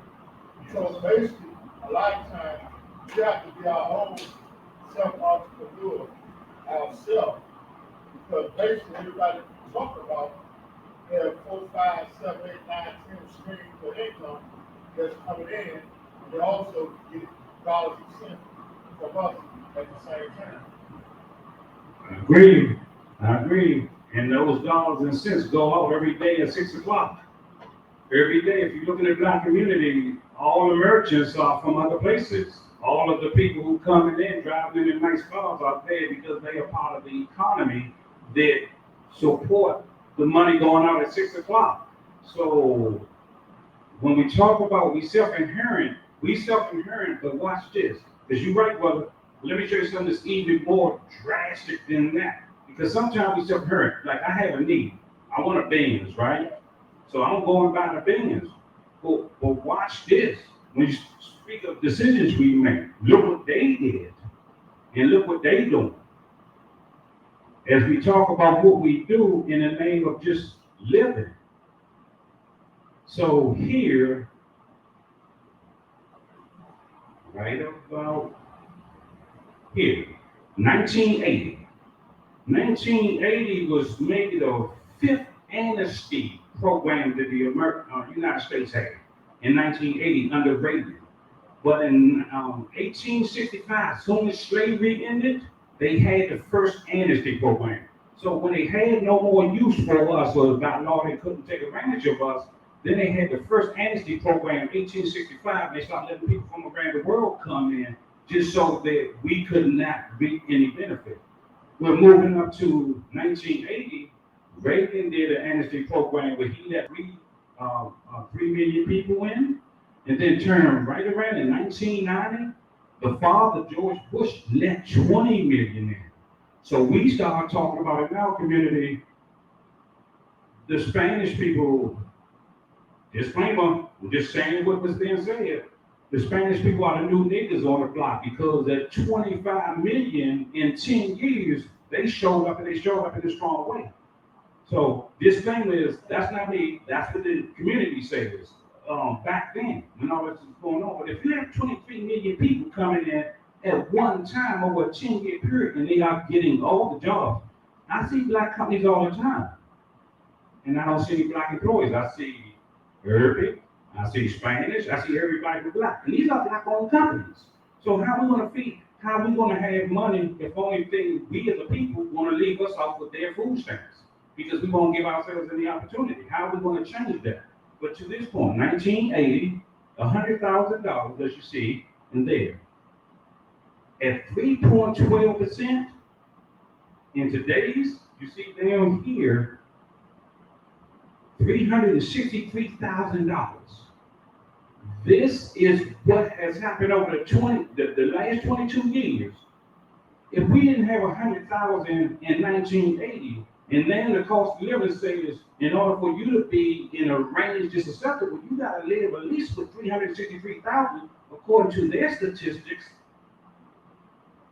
Over 22 years, that's a lot of money to be behind the 8 ball. So let's just talk about these young boys walking around with nothing to do, and they have no skills. If these young guys have no skills, nothing to do, they're not sitting here getting this education. They're not going to probably get it in their homes, but they have not a clue. If it's 363,000 right now, based on 3.12%, and they have not a clue, then they walking into triple that in the next 5 years. That they don't even have a job, but yet they're making children. So when we talk about what we're not going to do for our young people and for ourselves, this is what these people are doing. And this is the reason why we're doing these adopted neighborhoods, to get this information out, get this system in place so we don't have to be $363,000 behind in the rear because we don't know how to compete or we don't understand the practices and the policies. That all can change. So, any questions? I don't have a question, but I know, I was explaining last night. When you talk about the young folks, and you talk about the party there, how they got the marijuana sit all around the country, around the United States. So, a lot of times, our young kids will smoke marijuana because they say, well, it's freely landed out. You got to No, again, again, when they go sign up for a job, or they go get a job, and they want to take their union, they're not even able to get a job. A lot of jobs are what's going to get union. But what I'm saying is, that's another stop up from moving ahead, and our young people don't know, or our families not even really looking at that. These kids continue on smoking marijuana, they are not going to get that type of education. They're not going to get that type of job, and they're definitely going to be behind that 8 ball. The 300,000. I know as a kid, I know Sylvia always make almost $125,000 at a certain age coming out of the shoot. You say 300,000, and I just know that they're not making no money now. They don't have the skills of the trade or the benefit of getting a job. And I think a lot of them will be not going to be. And we're going to have a fighting chance not unless we form up and give them the battleground they need in order to fight back economically and across the board. Yes, sir, brother. Dr. Gucci, is there going to be some place where some of these young get trained to these companies, like plumbing, electricity? 70 trades. We have 70 of them. They'll get trained and get jobs. Yes, sir. They're far behind, you get training, catch up. Yeah. They're not gonna just get training, but they're gonna also get educated. There's one thing about black young men, if you don't educate them and tame them, they're gonna destroy themselves. That's the sad irony of it all. So some of us grew up at a time where the big boys in the community talk to us. These kids don't get that. Nobody's talking to them. They need to be talked to, but they also need to be cuddled in a system that's going to nurture them. So that's what this is. That's why I say they have to understand about the slavery of dollars and cents of being an entrepreneur and learn how to get a positive stream of money. Yes, yes. Because everybody, like I said, everybody you're talking about, all the talk about 7, 8, 9, 10 straight of money. They're harder. Say for time, harder. You know, much harder. All got different streams of money. Yeah. All of them have that acquisition of economies, and all the economies they have their money tied in their business are the economies at the top of the economic chain, if you will. So we can do it. We may not be able to catch up with them. At least we don't have to leave our children in a place that they are in a bad place. And my brother, you talked about balance sheet. So we are on the balance sheet here, you all. We talk about the balance sheet here. So we are business people, and we want to come to people who have money, and we want to talk to them. But these people right here, they're going to ask you two things: if you're a startup and if you're an existing business. And this is what we do for these founding families, so they don't run across that challenge or that barrier to entry. What they're going to ask you for right off the bat, and even if you had made no dollars, they're going to still want to see this for $0, and they're going to ask you for some additional information on top of it. But basically what they want is, as it says here, what is a balance sheet? So the term balance sheet refers to financial statements that reports a company's assets, liabilities, shareholder equity at a specific point in time. So I'm gonna just leave it at that. So they want to look at what you all are doing, and if you can't explain that to them to the satisfaction, this is what goes on in our community. We call it discrimination. These people, they discriminate, but they discriminate on things that says to them that you are high risk. Now they're going to frown at you. And we're going to take it as if something's wrong with that. You know, these people got this funny, they make me feel kind of awkward because blah, blah, blah, and these kind of things. No, it's not that. It's when you come to them, if your business is not well commercialized, then they're not going to say go back and fix that. They're going to just look at me like, you know, we're not doing anything. Well, you didn't tell other people, all these other people that, well, maybe all these other people, their stuff the way it's supposed to be. Could be, maybe not. But as blacks, we just have to be excellent. We can't do anything other than excellence.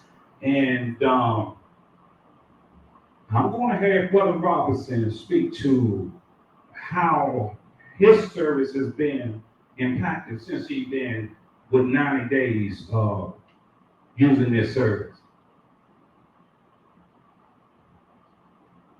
Excuse me. Now, since actually joining JD, actually, we have extremely made some milestones. Where school building in the area of 21215 zip code. And my vision plan is to occupy that school. Instead of having a church, I will have a multi-purpose center. But like anything else, you need funding. You have bigger churches. A lot of these churches got CPAs. They got people who do that. And a lot of times we miss out on those opportunities. But as far as where I'm at, you know, the ministry itself, we definitely have grown, been in existence for well over 20 years, and now we're MOGI, we're international. We're in Malaysia, Pakistan, Africa, and the Philippines. And I'm talking about being able to, just like talking to you, I'm actually talking to them in relationship. I can definitely see the ministry itself, like I said, in the next couple of months, being able to occupy that building and be able to, you know, see some things change in that community. But it's just like being with Pastor D and adopting a neighborhood, coming down here with JD, being able to work to get these people in that power. And I think that a lot of times we're not educated enough to occupy those funds, which are being presented every day. If you don't know, for every inmate that goes in prison, there's money that's given out of grant money for them. For every inmate, they give out money. Why can't we do something to prevent them and capitalize on those type of funds? Because they give it anyway. But a lot of times it goes back to the education piece. We got to be at the right place at the right time. And I'm really excited. Give me good, I definitely was sleep. Had to work this morning and being tired, but I definitely said I was coming down to support Pastor D and actually JD to actually make the change. But I'm about really seeing change. I believe in two people. There's people that talk and there's people that make things happen. So you can say a lot, but if you want to do it, and a lot of people say I want to come, if you want to see change, you got to just get out and make it happen. Because every day, things are happening every day, but it's up to us to make the difference. And you still need a Pharaoh. I think that the presentation that JD gave, let's give him a hand. A lot of information. What happens a lot of times, people get it. And I've had meetings over the course of this 90 days with a whole lot of different pastors and different people. And I can guarantee you this. Some of them say, hey, let me get back to you. And you have something knocking at your door. And to be honest with you, I didn't get it at first. But once I got it, I got it. For the only one. So we're going to talk real quick about what the government considers barriers to entry. Just so you all know that some of what goes on has an explanation behind it. So barriers to entry is as follows.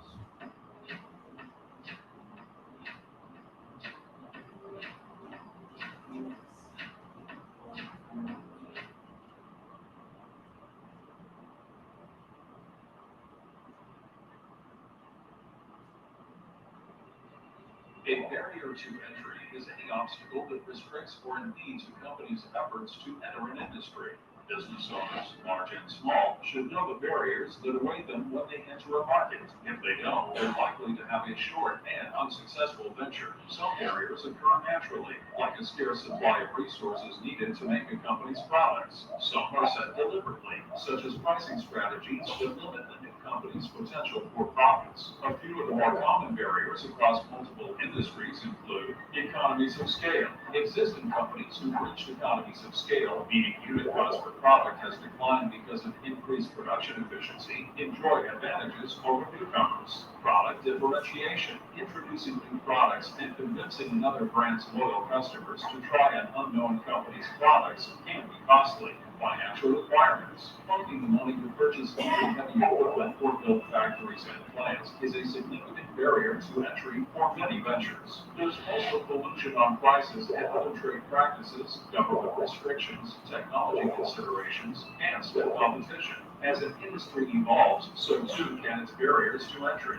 These barriers serve to protect established companies within a particular industry, but they can also make a market less competitive, which may be good for the companies with an already established market presence, but not so good for consumers. Okay, so barriers to entry is a lot of the reasons why companies in the Black community struggle.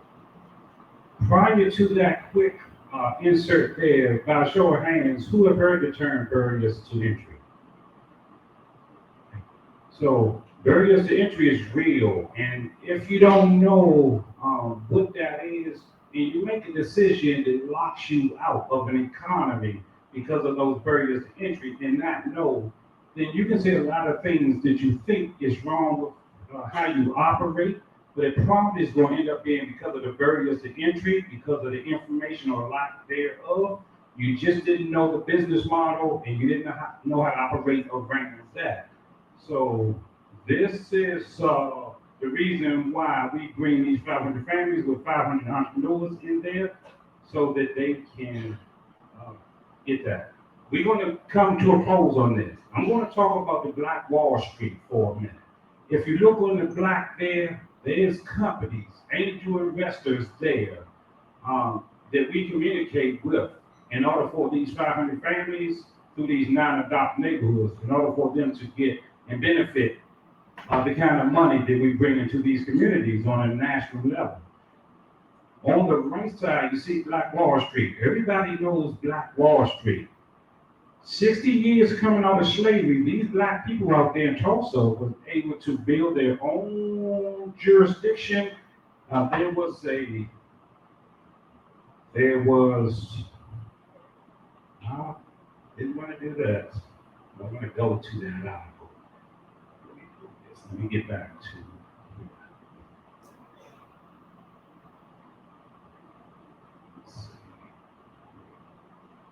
Okay, so there was 10,000 people, 10,000 blacks in Tulsa back in 1921.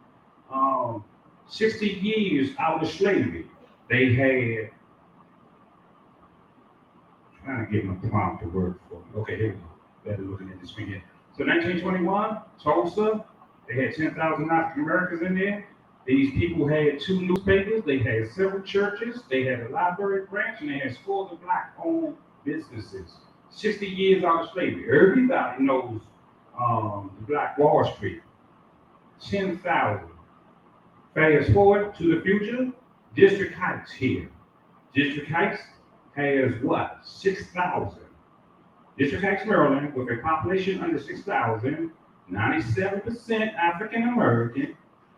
Under the Community Reinvestment and Entitlements, access to investors, friendly partners, loans, and able to improve families, small businesses, investments, economic development, and whole support. Credit Foundation appealing to investments and representatives through cooperative affairs and developments. So if they did this in 1921, 60 years out of slavery, and they had 10,000, District Heights here in 2022 has 6,000. And to adopt this neighborhood using the technology, the education, using the economy for what it really offers to us as a people is something that we have already proven, and this will be our 9th adopted neighborhood, where we don't have to test pilot here.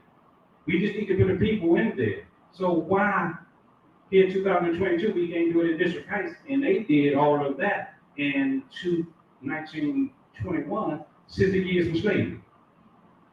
We can do it. We just need to put the people in. We already have the instruments to move these 500 families, headed by entrepreneurs, straight into the money. The biggest thing with black people today, at least from my experience since 2022, is just to get people to overcome what has been done to us. Believe it or not, this whole 2020, this whole tobacco, is all about keeping us confused, keeping us locked out, and keeping us from being able to think on our feet. Because when I say that they will give you food stamps, then they give you money, everybody I know I see with an orange card. And I'm just like, there's more orange cards than there are red cards. There's an issue with that. At least for me, there's an issue with it. But why not let them give you something? So food stamps is better than not having anything. But I also say too, what if they quit that? Because even when barriers to entry, it says some government restrictions, right, will leave you in a place where they'll stop all the social programs. I think some of us know that Social Security is going to come to an end. Food stamps is going to come to an end. Welfare is going to come to an end. They just setting us up so we have nothing because we've done nothing. At least that's what they think.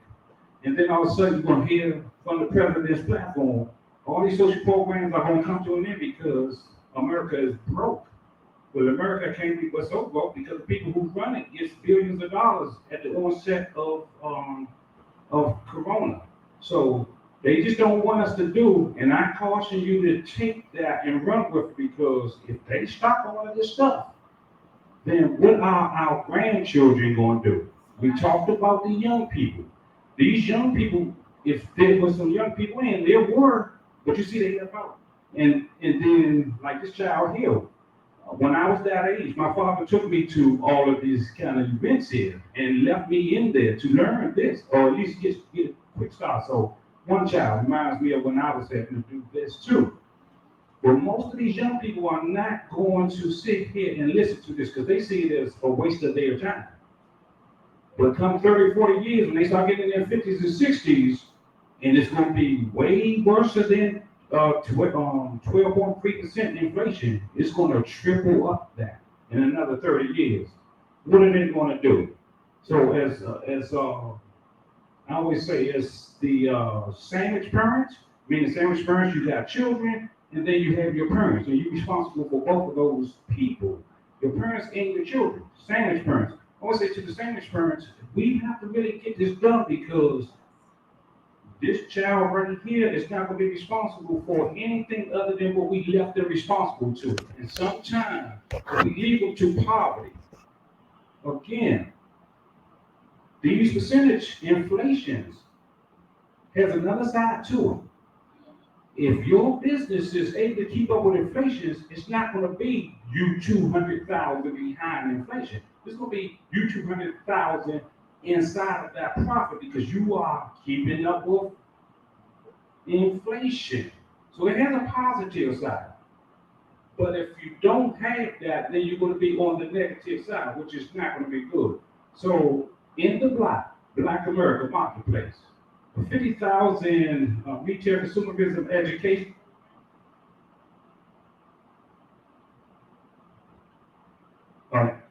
50,000 retail consumerism education campaign in District Heights.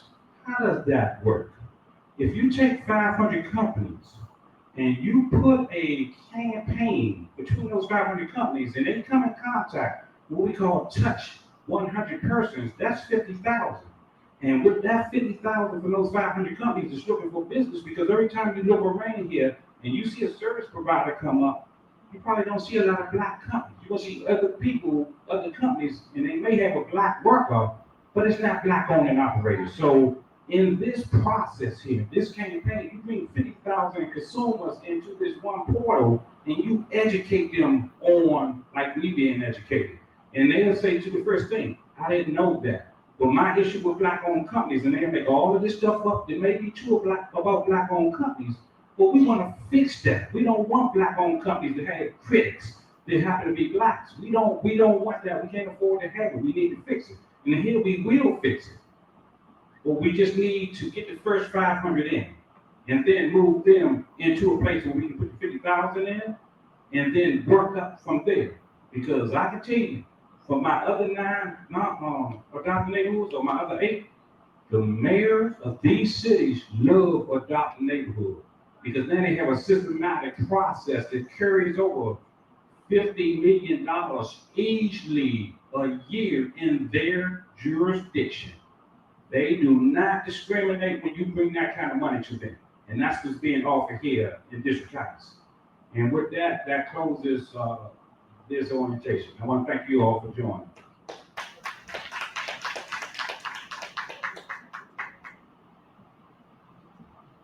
Did you? Yes.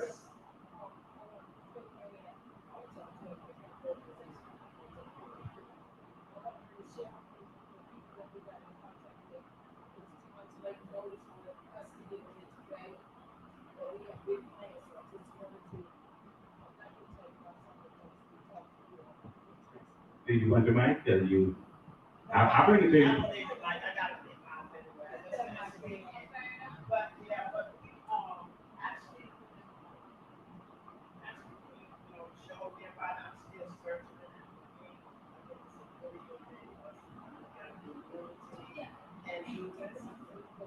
Oh, y'all can't hear me? Can you hear me now? Aha. Yeah, actually, I've been talking to, I do a lot of campaigning with people that are running like sheriff. Well, I call him a sheriff because we don't have a black sheriff. Okay, I hope ain't nobody saying we don't talk about this. Lynn Nail, who's going to be, she'll be the first female black sheriff in actually PG County. And I think it's a good thing. Women, we can do it, okay?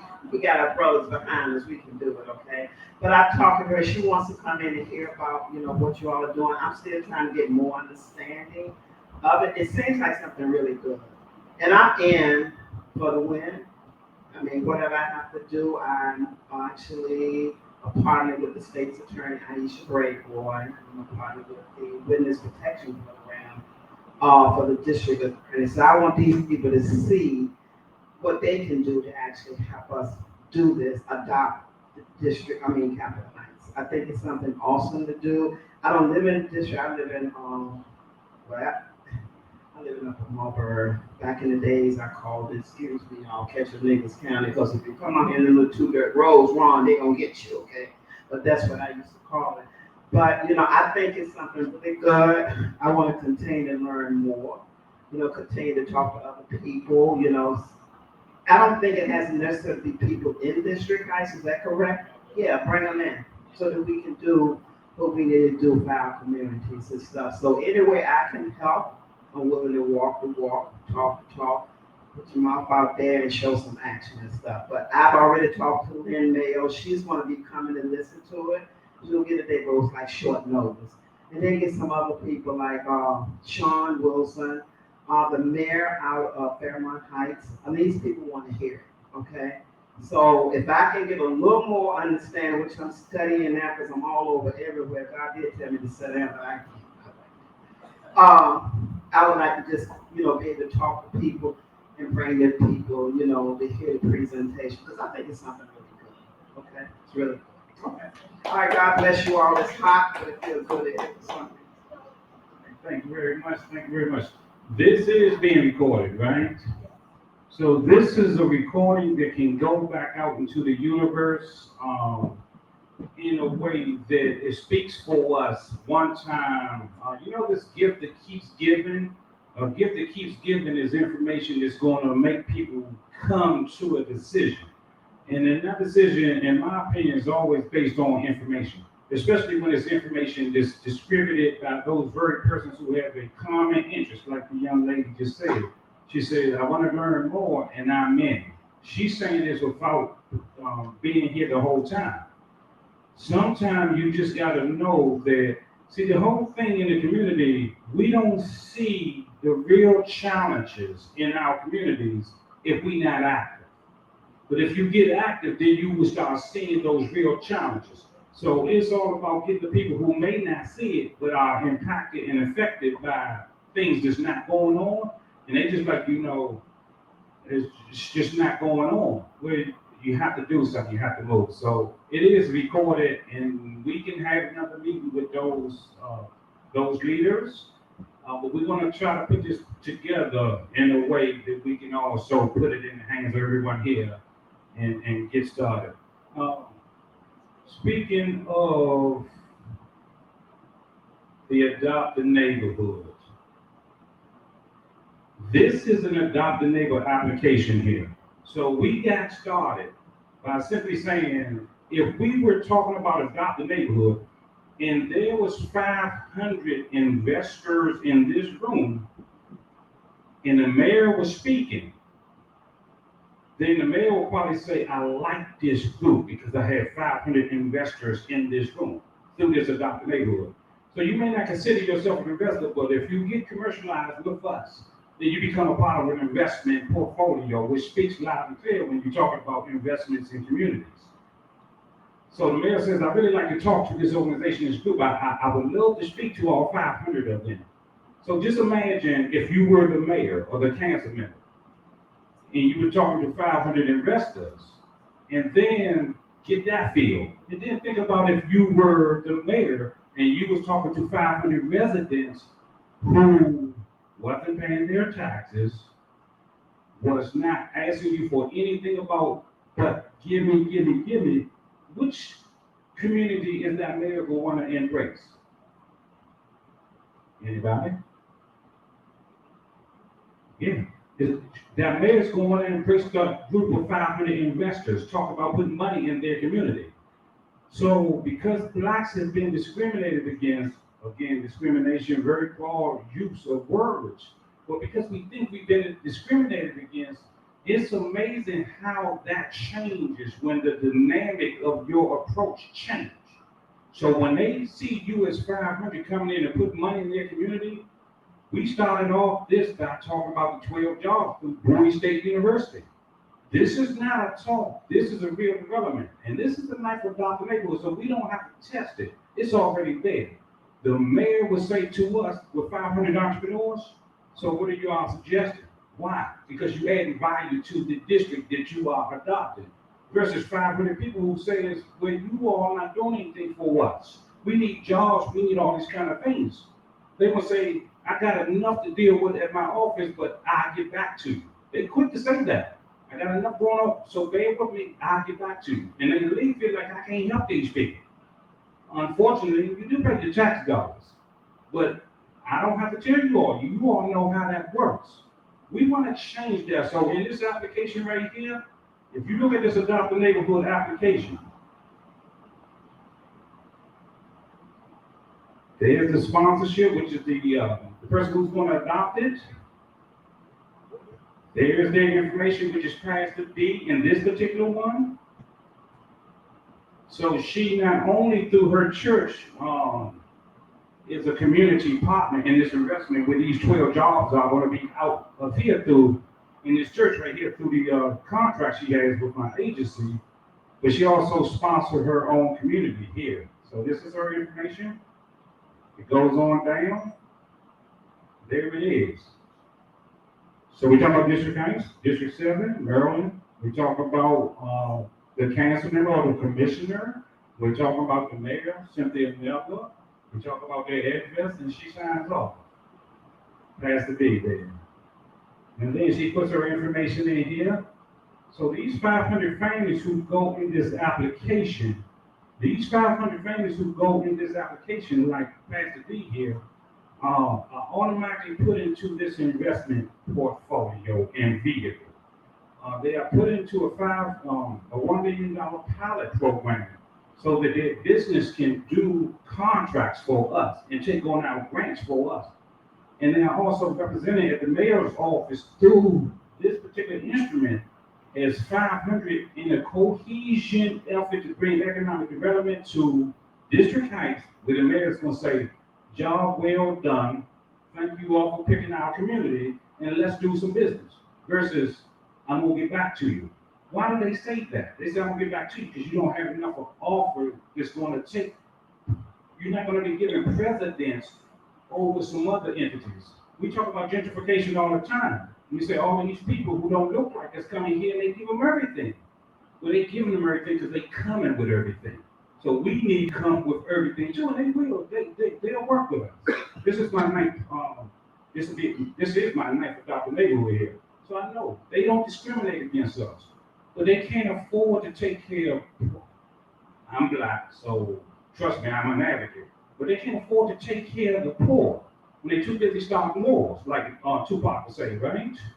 They're not going to do that. That's not their interest. But if you come with something that they can identify with, and it's going to make money in their district, then they're going to allow you to get some of that money, and they will. The money train doesn't stop because you're black. It just kind of sort of puts a challenge before you because of your presentation and the way you do business. So this is why this Adopt a Neighborhood is so valuable.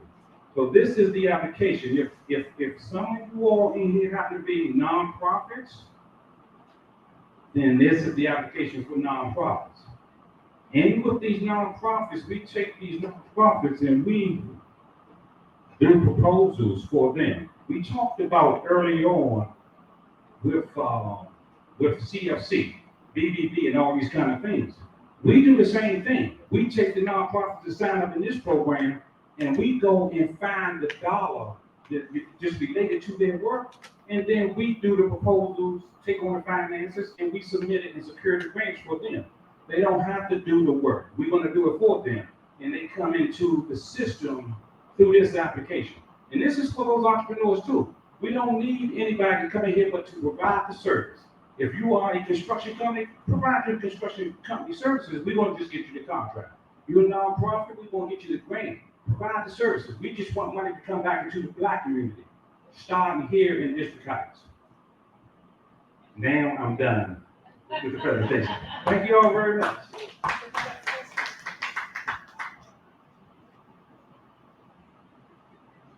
Yes. I'm sorry. Forgive me.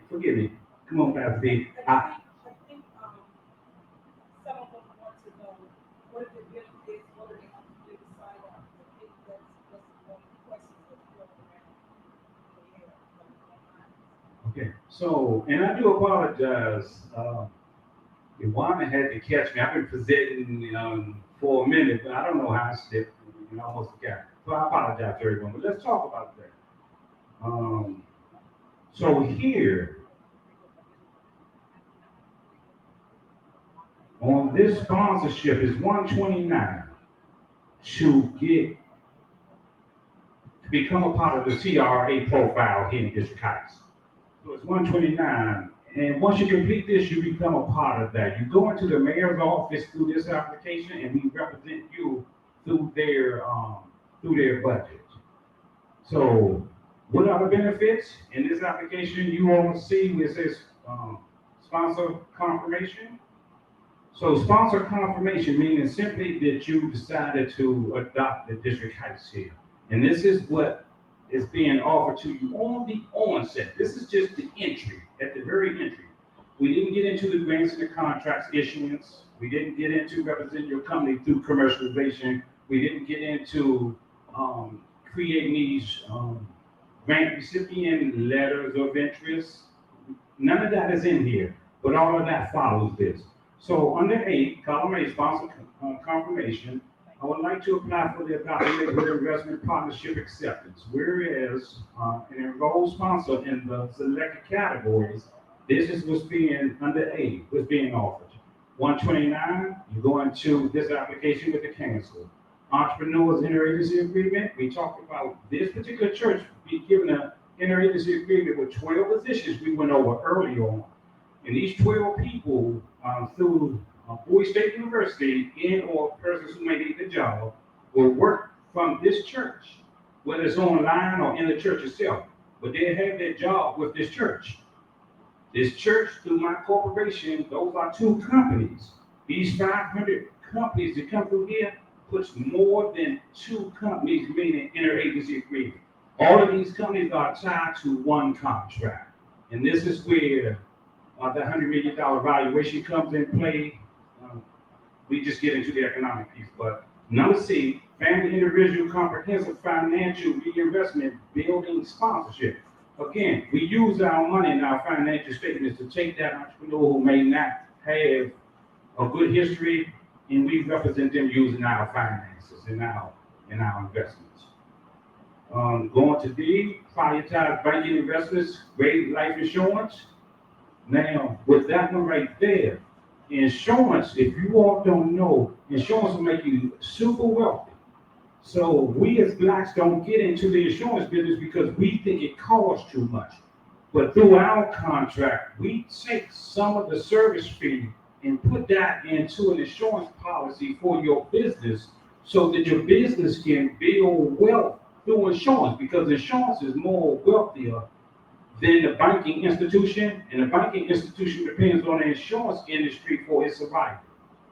And we also depend on the insurance industry for our survival. A lot of us don't participate in that, but here under these adopted neighborhoods, we put that insurance on these companies so that if something happened to that company and it goes under, that their children and grandchildren do not have to suffer because there's no money left. They're not going to go out of business in this profile, or something happened to somebody in this profile without there being some money left for their loved ones. We don't want to leave them hanging like that. So number 8, community budgets and reserves. So community budgets and reserves is what the government does. So give you an example of how that works. District Heights has, let's just say they have 6,000 people in this particular District Heights. So in this particular District Heights of 6,000 people, they generate, let's just say about $2 million, $3 million every 3 months. And in that budget, that quarterly budget at $3 million, residents in here are supposed to be able to participate in that money because they pay their taxes. But because a lot of, in these smaller communities, a lot of people don't know how that works.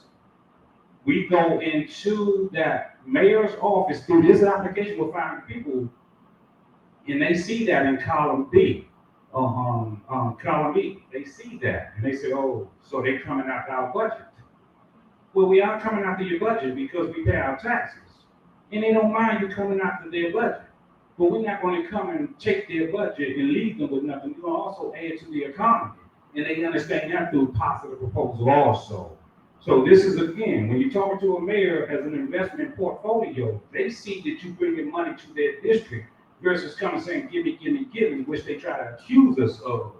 And so that's why when they see us coming, they say, you know, nothing's going on. You got to wait till election time. You don't have to wait till election time. And I think that Pastor D, did I highlight the community legacy partnership? So these people right there are giving away millions of dollars right in this district. And I talk to so many business owners and they don't even know. I said it's on the website. We didn't know that. I said, you doing all these town meetings. Nobody told us. I said, I'm an outsider. And I know it, so why don't you guys know it? Nobody told us. But right now they're giving out millions of dollars for these businesses in this district. And nobody knows. So when you talk about bringing 500 families in here, you want to talk about putting them in a place where they don't get overlooked or missed. Yes.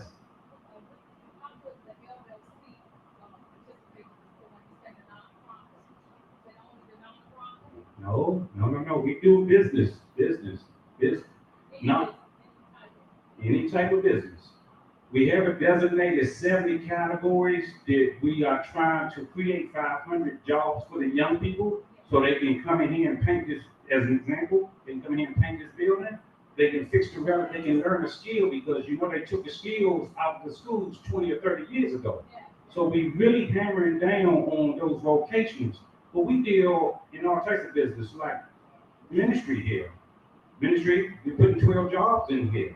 We're giving them a contract so that we can do it here and we can go after that money. Yeah, you see? So any kind of business, no one business, all black business, we want to make sure that if they're not at $1 million, they come in here. If they are at $1 million, we won't help them because we want to make room for those who are struggling. Mm-hmm. Correct. Yes. Pastor, do you were going to say this? No, I'm just gonna say that the one thing, let them know that you and I have already spoken to the parents. Oh yeah. Oh, we don't play around. This is not even the only thing that's gonna make us miss out what we came to do here is if we don't meet the 500. And it's a shame that if we don't meet the 500, how that opportunity just passed by them. This is what we don't want to happen. But again, the reason for this presentation is to give you all some information. So I always go back to the quickest way to consider this. 3.12% inflation will put you $200,000 behind the 8 ball in the days haven't even went by. They got this stuff so calculated and so detailed and tested that they can make you, again, we broke down the wages, $28,000 a month at $15 an hour, $14.50. So if you're going to make $28,000 and then at the end of the forensics, all this says at the end of the year, you only walked away with $2,800, there's a problem with that. But because we have a job and because we able to buy gas and feed ourselves, we got a job, we rolling. No. Forensics, all this says at the end of the year, when all the things are tallied up, you made $2,800 for that year. Then you probably made that $2,800 enough to go to the movies. So what are they saying? Well, I don't subscribe to us being slaves, but somebody lied. Yes.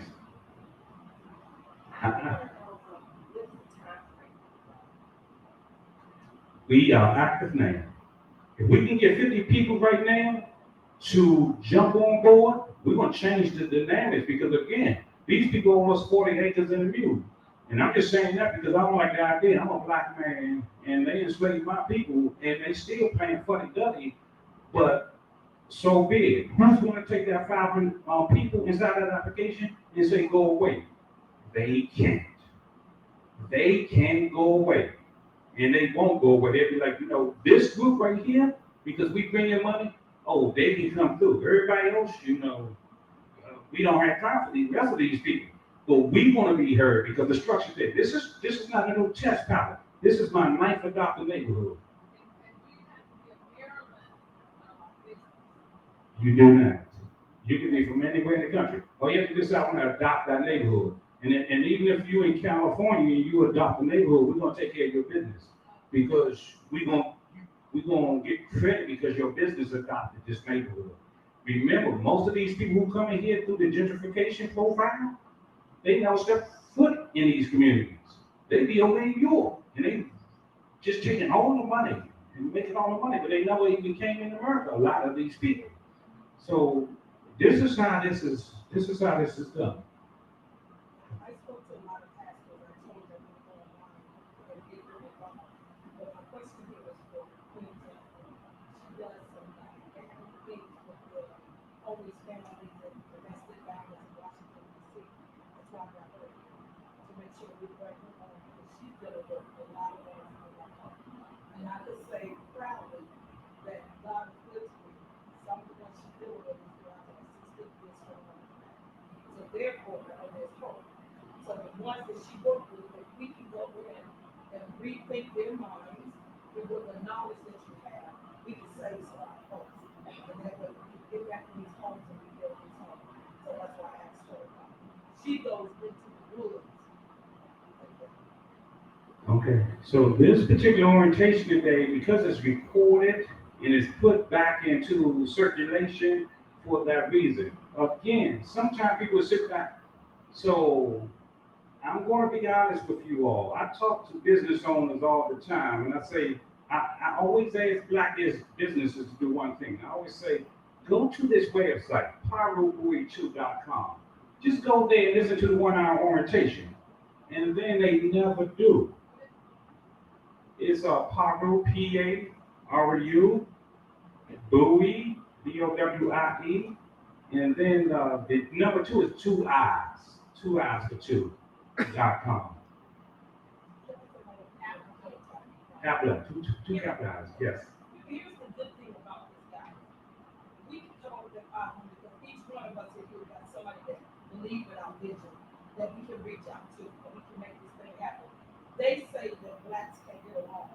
Right. I would say, I've dealt with many birds, and you really can't. But there's some eagles who will understand this vision and catch on to it, and we can make this happen. Because we are ready to put on our minds, know we're better than this, we're greater than this. And that's what I love about the organization that we're in, what we call each other kings and queens. We put that back into our minds to let us understand that we're not down, we're not counted out. There's still some of us brilliant enough. Be for real, y'all. I don't care if we don't care. Because our Congress call me outspoken. We're the most intelligent people on this earth. But if we would just come together and realize we would do well if we work together instead of trying to cut each other out. And I second command, I concur with that. And so I go back as far as these civil rights people and these Black Panthers and these Muslims and all that. And the thing that I can most appreciate for all these organizations, they always talk to our people in the way that our people understood. But again, I move forward to the 2020. Since 2020, our people have been put in a place that we're not thinking right anymore. And because that's the case, it's evident to me. When 2020 happened, I had, because again, I'm on my 9th adopted neighborhood, so I had people calling me in 2020 when this whole coronavirus started, calling me saying, Mr. Hawkins, can you please pay my rent? And I was having to tell them to my heartache that I'm not a social service, and if we can't get through the government, we don't have any food. I mean, just all these kind of things, and I'm just like to myself, no, I'm a private entity. I can't help, I'm sorry. But since then, I kind of found out that when I talk to a lot of people, they like, just to myself, I get back to you, and they don't move. And I'm saying when you don't move after this presentation, we talk about 3.12% inflation. Numbers don't seem that great, if you will. But if you look at the devastations, it puts you from 1980, if you had 100,000, to 336,000 now, which is triple net in the deficit if you didn't have 100,000. So we talk about young people who have no skills, who's smoking. This whole idea about marijuana and urine, not to get a job. What about their brains? Because when you start smoking, your brains kind of sort of get, yeah, this too. So if you put that to it, and you also think about no opportunities, then you walk around and you say to some of the young people, so what's on your mind? And they say, nothing much. And you say, talk to me a little better than that. Well, they may say, well, I'm going to be the next Jay-Z. They may go there, or they may say, I'm going to be the next Michael Jordan. But that's not always the best way. We got to put something in them where they have more inspirations and they have more ideas in terms of what they can do based on being like this child here, like I was when I was that child's age. Just based on being in this organization through this adopted neighborhood. Because one thing I'm saying, we will not be denied. When you put 500 people in that application and it goes inside that council in that mayor's office, they say these people are not playing with me. And they not going to play with you. It's just when you come along and you don't have the system to back you up, and you have no money, then they override everything you say to the point that you said nothing, even though you were saying it in plain English, and that's not fair. So these adopted neighborhoods is to put them in a place where to say that we're going to do it with you or without you. The difference between the contract with the church here and those 12 professional sites jobs there, and actually doing it, the difference is if they don't hear us, then when we do say, well, Mayor, you did nothing. We came with something. We came with more than the best and the best. And you've done nothing. So we're going to pull you to the red carpet, right? And we're going to expose what you're not doing. And then you're going to have to be forced to tell us why you're not doing it. They don't want that. Because they'll slide out under the rug if it's just you, me, or somebody else. But when we come in a group, economic group like this, they're not going to play with us. So if we want to see district height, and we do, because the contract is already established. If you all want to be a part of this, then we talked about the challenges. We talked about the opportunities. We talked about the application. We talked about the change. And we mainly talked about the young people. Young people, what do? We leave them to die broke? Because right now, if they don't have $100,000, and this is in 1980, then they probably will die broke. And they'll die broken hearted. And it's nothing worse than seeing a parent who can't help a child because of the decisions parents make. And it's not always their fault. Sometimes we're born into poverty. We just need to figure out how to get out of it. And this is the opportunity to learn, improve, and to be supported.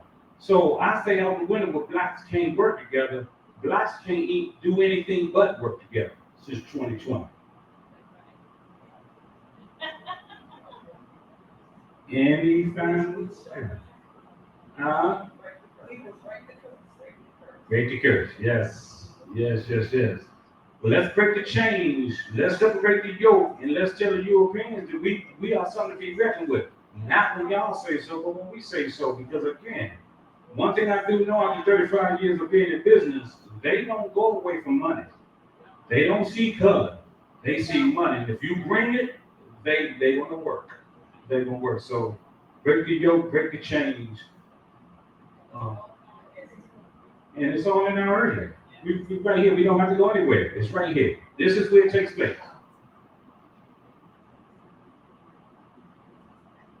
Pastor B, if it's okay, I'll take any more questions, but I'll let you.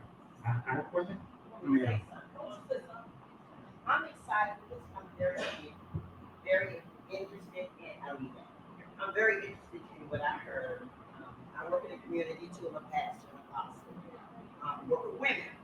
So I'm really excited to hear about this. I'm excited. Well, thank you very much for joining us, and thank you for being interested. This is good. The gentleman Clarence, we have the organization, so we come in here, it brings some folks and we talk to them as well. So don't have to be here, we need this location again, and we need to start continuing. Well, is that the one that was here? The one that was participating? Okay. So we're gonna want to keep everything here. We want, because we have to keep the money coming out of here and coming in here. So this is it.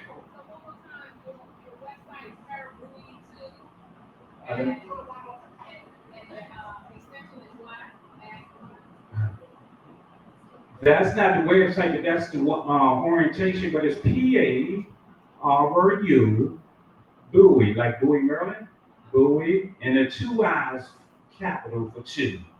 So Paru Bowie, at the end. Rip Urban, ripurban.com. RIP, and that's Urban, URBAN.com.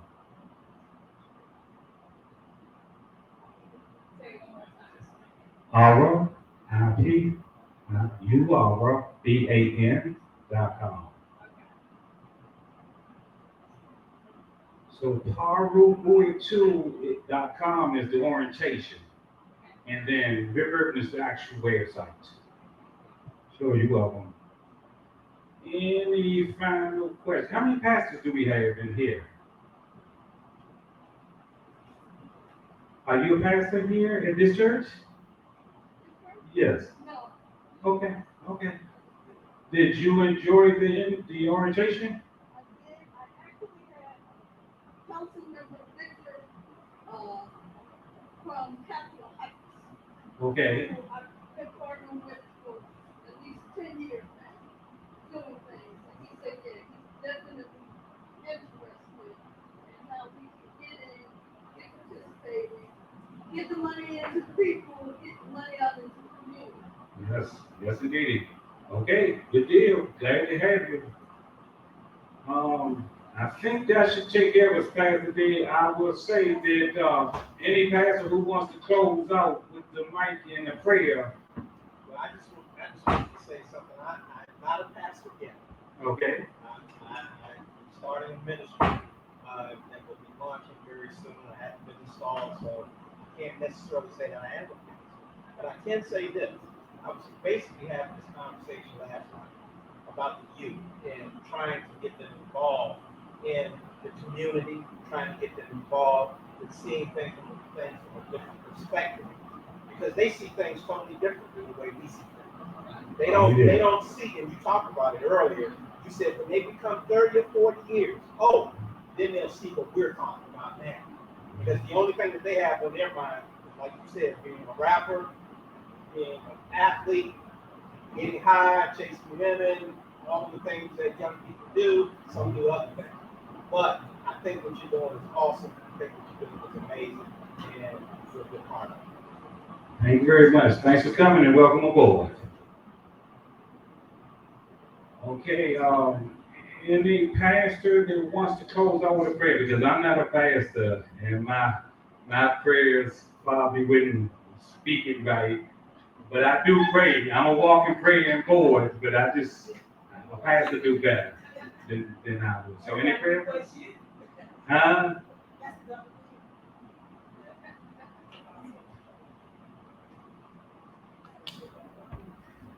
God bless you. Father God, in the mighty name of Jesus, we just want to thank you. Father, we worship you and we praise you. Father, we thank you for this meeting. Without you, we can do nothing. Father, we ask you to open up the doors that need to be open, and shut the doors that need to be shut. Father, I ask you to bless everybody under the sound of my voice right now. We thank you so much for what you're going to do in this community. Father, the word say when the heavens suffered, the thou took it by force. So God, we thank you for this season. We are positioning ourselves to take it by force. Bless everybody as they go their separate way. I ask you to be with them in the mighty name of Jesus. Amen. Amen.